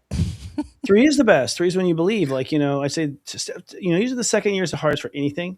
Even in films, like the sequel's hard because you're worried about being as good as the first one, all this other stuff. 3 is when it just like all gels. Is like awesome. It So feels that's that what way. yeah, totally. The energy of it feels that way. Yeah.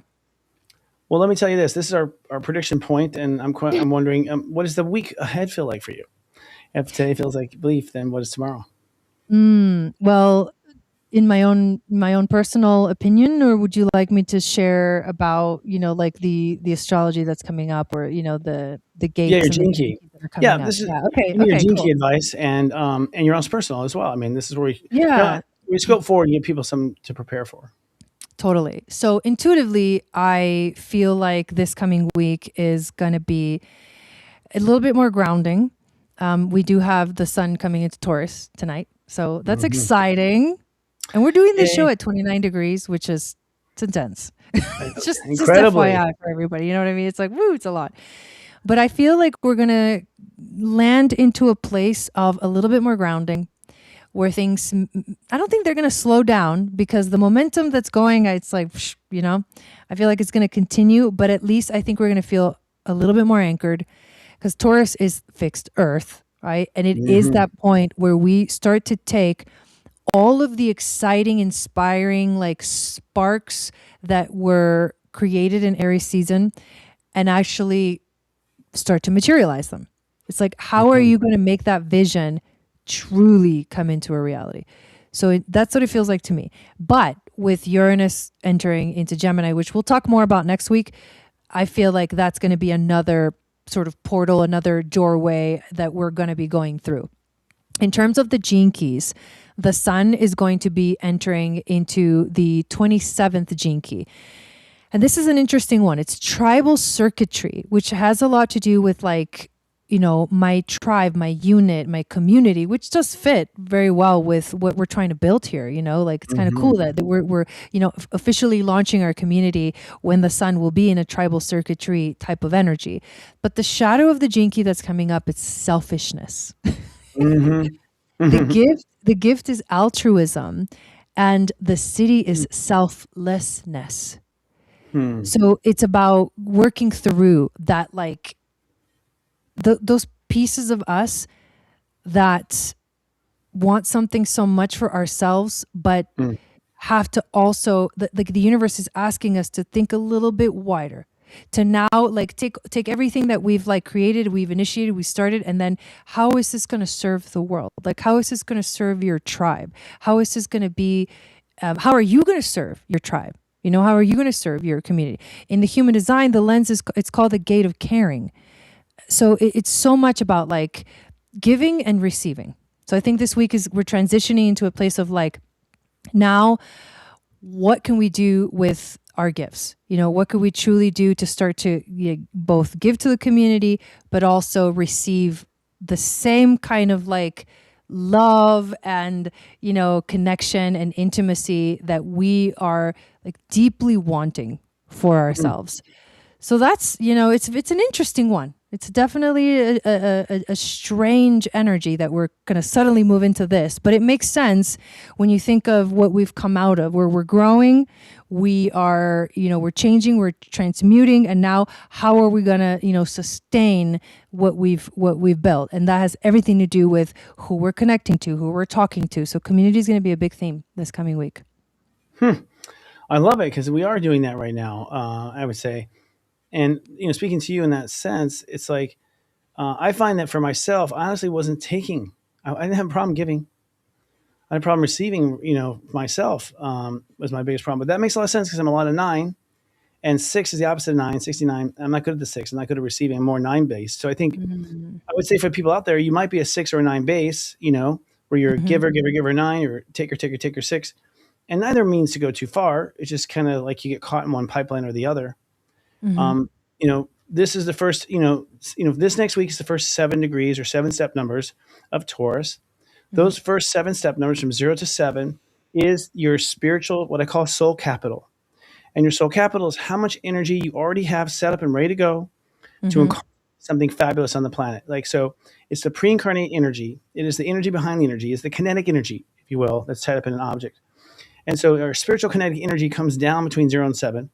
And then we judge it on 8 and on 7 and 8. So 8 is like we judge and decide, what do I have here? What do I don't?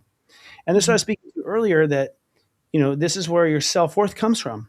Self-worth does not come from anything you achieve in the world at all. You will never feel good, really, or valuable from the world's reaction. It will never be enough. No matter what you do, it will never satisfy the hunger, because it cannot be measured outside of you. Your soul capital can only be measured within you. And it's a feeling you feel, a potential, if you will. It's the potential, the unbridled potential that you bridle in Taurus. That's what happens. You say, okay, let's put a string around this and call it a product. And in the same sense, that's what happens with ourself this week, where we kind of go, I've grown a lot, I've seen a lot, etc. It's a new day. What am I worth to me?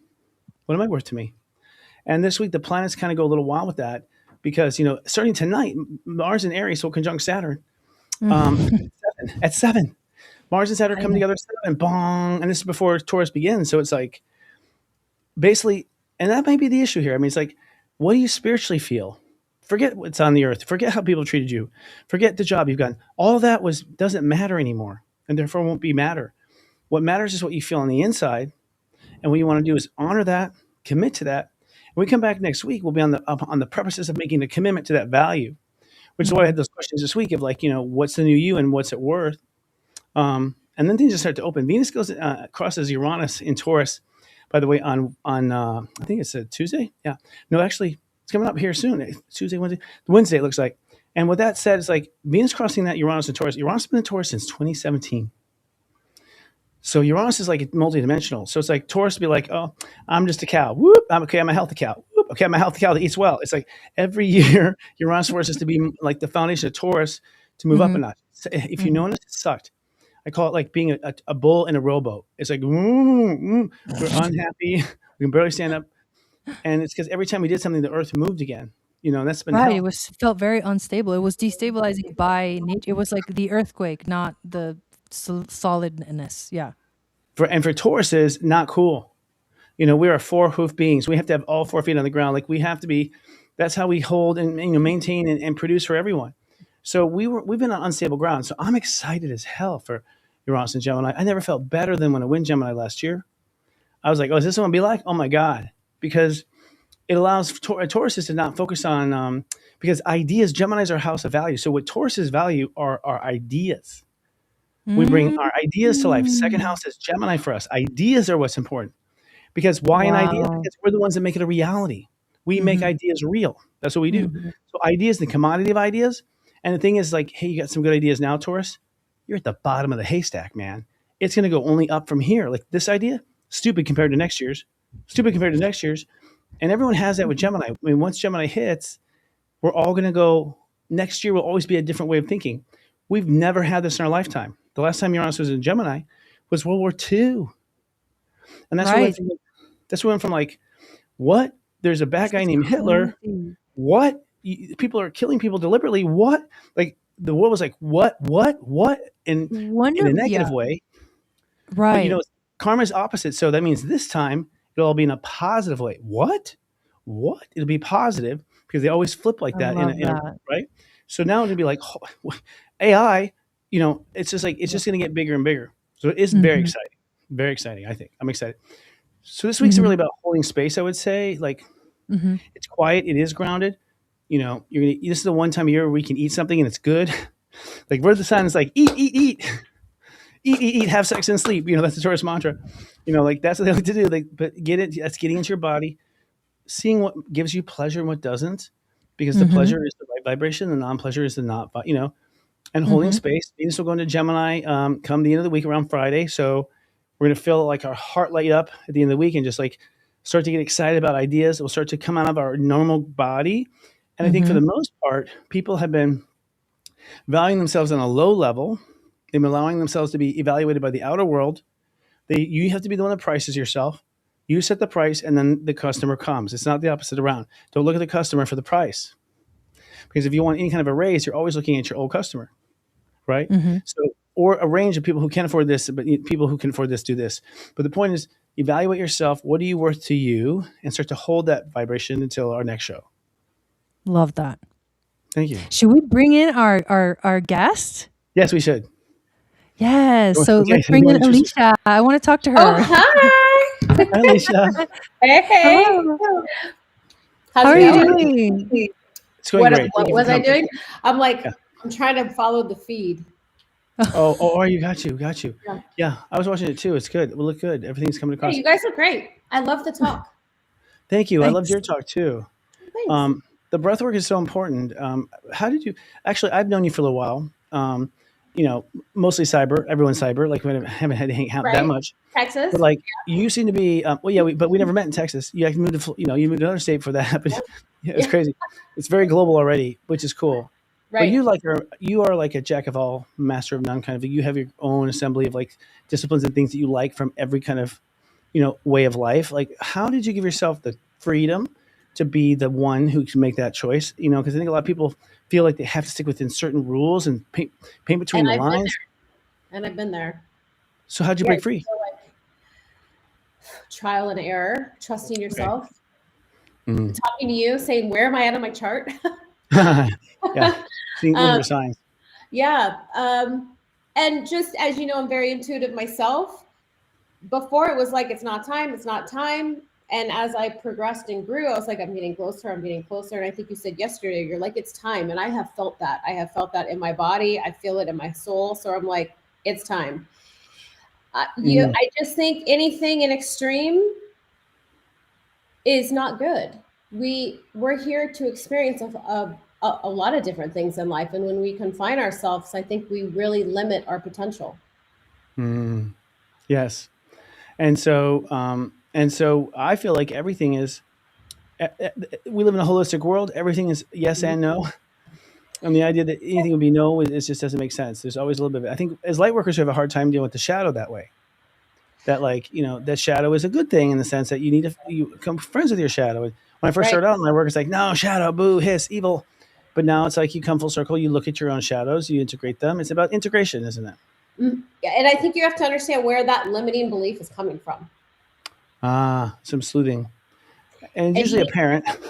Yeah, a parent or a mindset, generational trauma, whatever. I mean, how far back you want to go? Past lives, who knows? Yeah, and you're Pisces rising, so you got Pluto in your 12th now. Have you seen like some sort of like cosmic door open up in your brain? Yeah. Like when you touched on the creativity, I was like, oh my gosh, yes. It's like explosive. I have to say, okay, I need a minute to like gather everything. Hold on. Yeah, I've been definitely going through that. That experience too, especially this week. It's very liberating. It's like, oh, thank God, finally, because I have felt, for the last few, months that it's been so focused, such focus that it's like, and things have been very kind of defined, but I think now they're finally like, there's like a loosening up of the energy, and it's like, it feels freeing. And then it's like, okay, where do we want to take this from here? So, yeah. The fog is lifting. It does feel freeing, but I've been burning so much. I'm like, do I step out? Yes. And there's like that kind of like hurt muscle, like after it's been sprained or something, you're like afraid to move it. There's a little bit of that I found, but I do find that once I'm like one step, and I mean that in my language and in the world, it's like one step in the right direction. It's clear it's the right direction. I've never been so certain with each step than I am now. Just or lack of questioning. But trusting yourself too. Yes. Yeah, like the ability to really trust yourself, not second guess yourself and be like, oh, I don't know. And I think that takes time. It's a feeling. I think we were. Yes, we were told to look for a thought or an idea or some sort of a grade, like a judgment. You feel it's going to be okay, and that's it. You only feel. Yeah, like in your bones, you feel it. Yes. Like I was talking to a girlfriend of mine the other day who's also very intuitive, and I said, it's time. I said to her, I feel it in my bones, and I've never felt that. What's your Jai? Where do you feel it? Your head? No, I actually, no, I agree with you guys that there's a certainty. And that's what I was saying about earlier. Like, I just kind of feel like I'm I feel so much more in my power. And it's the decisions that I'm making. It's the way that I'm like responding to things. Like there's not that much reacting to things anymore. I'm really doing, I'm like watching myself and I'm like, wow, I'm doing really good, you know? Like it just feels grounding. So yeah, that sensation of in my bones, like I know that this is right. I feel that too. Yeah, it's like a flow. Yeah, the hard part, I don't even call it hard, sticky part, has been people who disagree. Mm. Yeah. And they used to have like, space at my round table. I used to listen to everybody and take everything in consideration. But now, and I still do, but like I've realized like I don't need to hear very much to know I'm correct. And so I've been having a hard time finessing that because some people want to be heard more, and I'm like, it's like I've heard you. I've taken it into consideration. Like there's this letting go and letting each other trust, trusting each person on their own path. I think is part of this too, and not just trusting myself, but like, I'm gonna trust this person. I can't go babysit, watch, hover over, hover parent. I've got to just sit back and do me and count on that's going to happen on its own. So I think we're disconnecting from those who we have adopted. Yeah, cutting the codependency chain. Well, yes. And even sometimes healthy. I mean, I have a couple of healthy relationships where like, okay, well, I'm going to go off now. Like, what? Like, what do you mean? See you later. I got to pass going a different way. Like nothing was wrong. Sometimes there was something manufactured to be like an overly, I think people create like a little thing and it turns into a huge drama. Like they overreact to the situation more than they ever have before. You're like, what is wrong? But I see now it's like spirit just needs like an excuse sometimes to jump. And so I'm seeing a lot of like false red flags in relationships. That's not really that. I mean, like they to heaven, they'll be like, oh, I know. Like, I think it's not gonna be an issue, but here it's like, it's an issue. And so therefore, it's like, okay, like, let's just go, So I think there's also that too, where I'm seeing some things being appear more dramatic than they really are. I think it's part of its role play too, where if you're a teacher, you're a person who lives by example. You have to. I find myself having to role play, even though my mind's over it. I might go ahead and carry it out in the world because it's like people are watching, and so I feel like okay, let's teach the story, even though I'm already ready for the next film. Like myself personally, if that makes sense. Like following through with due diligence to what I agreed to as far as being a role model. Yeah, because you still have to meet people where they're at. Meet me where the story's at. I tend to want to jump ahead in time, right, and not finish the end because I'm already at the next place. And now it's just like, no, finish your play. like having the patience to finish it off. And even that one person was like this at the very end. You're like, we'll see you soon. Next grade. Right. Kind of thing. Having the patience. Yeah, the old me would have been like, no, let me tell you why I'm right. Kind of thing. And I was like, think what you want to think. Off we go. There's that too. But it's definitely the end. I mean, I feel this huge. I don't know. It feels like psychically, if I feel it out, it's like we're going to sort of fall down a cliff this next 24 hours. Like not a cliff, but just off of a ledge. I think we've been on the ledge for a long time. And I feel like energetically, it feels like it becomes spring. Like this first week is just like, what happened? And then next week, it feels like, oh my gosh, we're in like spring, kind of a spring. And I feel it's going to be spring-like, I think, energetically looking at the planets. Like the hills are alive kind of soundtrack, probably until mid-Gemini, like probably June, second week in June. That's when things start to become, the music starts to change. Dun, dun, dun, dun, dun, dun, dun, and starts to build up in that regard. I mean, what do you pick up with your third eyes? What's coming? Like, what do you see in your third eye? Like third eye view, yeah. Do you want me to go? Either of you ladies, I'm sorry. It's okay. So for me, I love that. I love that visual that you just gave us, Chris. And it feels like it's going to continue to me personally, because it really does depend on where you're at. That's like the hardcore truth. It's like where the level that you're at right now, where you're standing, like where you're coming from, was going to matter so much to how you're going to experience it and where it's going to take you. For me personally, I feel like it's going to continue to build because that's what I'm expecting. Like that's where I'm at in my life, and I'm like everything that I'm feeling and everything that I'm like bringing into how I'm doing things is literally going to like keep expanding.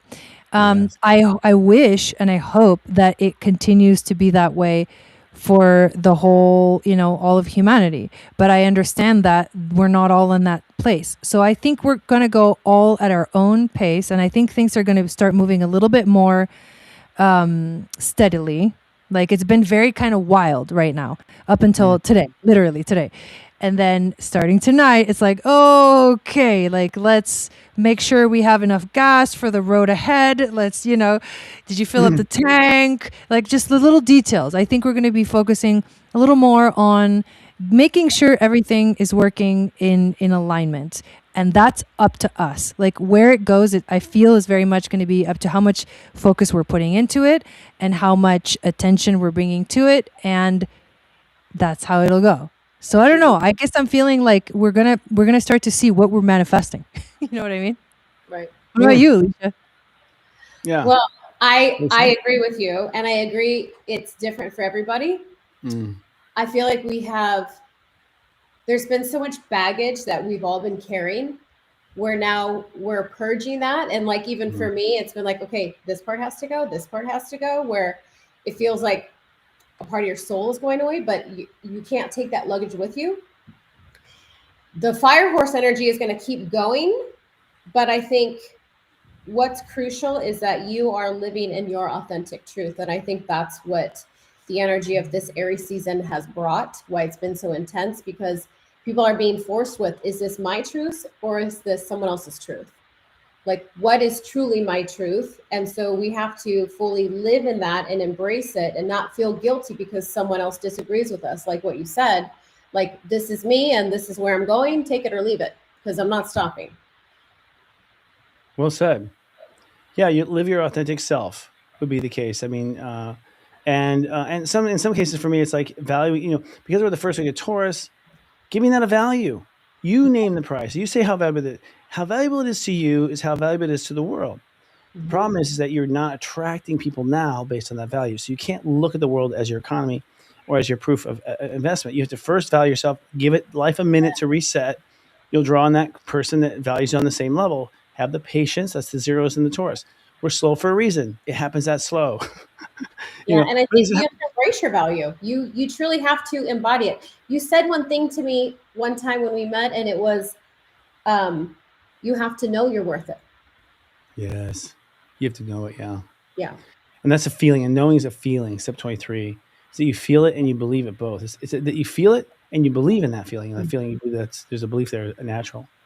Well, Alicia, how can we get in touch with you or stay in touch with you? You've been a blessing. I know you'll be back to see us. Oh, thank you.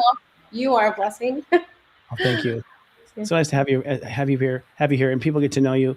So if you have something for contact, give it to us. We'll put it up there at the end. But we have a song here for Jai, and Jai's going to close out the show with a little bit of song. And you let Morgan know, and he'll put it up too. And we'll see you all in 1 week. This is our final goodbye with this wonderful song. Bye. Thank you, Jai. Thank you, Jai, for your beautiful song. No, you're welcome. And thank you for being a guest on our show. And I'm very excited to share this last song for today that will close out the show. And it kind of follows with the theme of the first song that I sang, which is like the opening, the opening of a ceremony. It's calling in the 4 directions and it's stepping into courage. And since we are at 29 degrees of Aries right now, this next song is actually it's called a peyote chant or a peyote song that I learned when I was helping to lead these Native American teepee ceremonies, peyote ceremonies. And it's a chant that you normally sing with the drum, but I loved it so much. One day it came to me as a song played on the guitar. And the energy of the song is very much to me feels like the horse. So horse medicine is what this is bringing us, because we're getting ready to literally keep riding our fire horse this year into the future and into what comes next. So hope you enjoy it.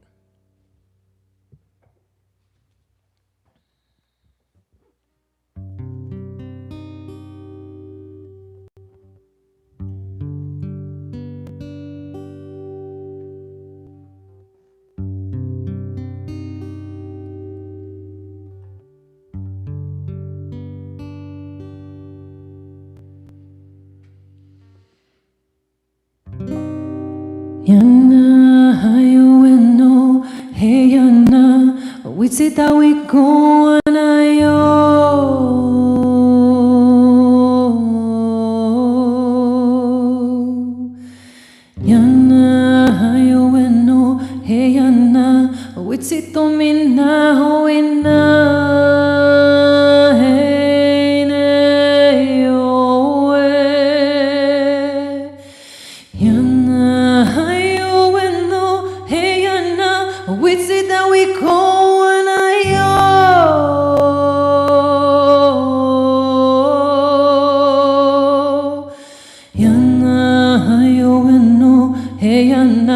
witsi domina hoina eine oe.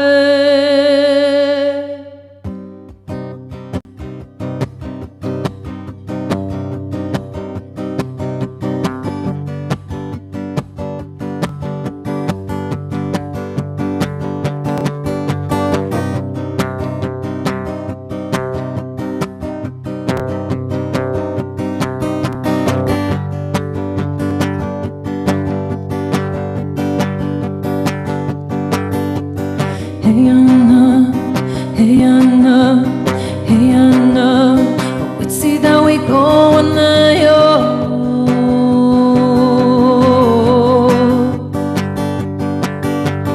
Anna, you and oh, hey Anna, witsi that we go on the yo.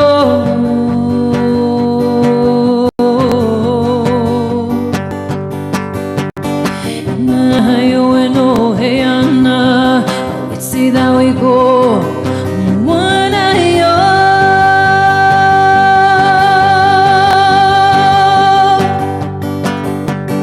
Anna, you and oh, hey Anna, witsi that we go one yo.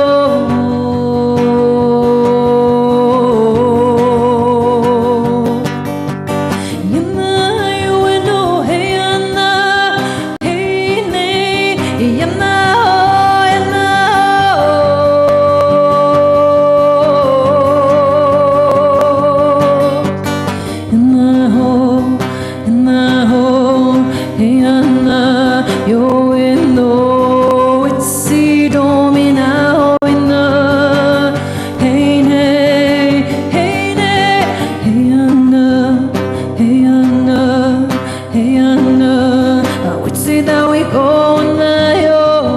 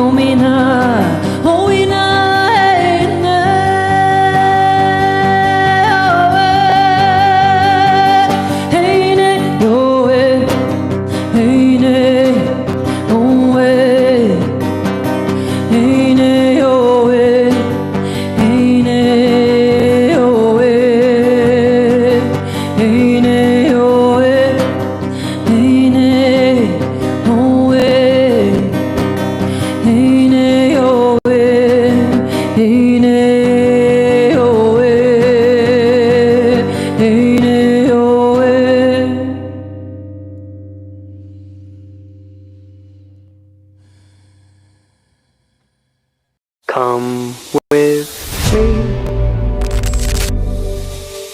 and you'll be in a world of pure imagination. Reach out, touch what was once just in your imagination.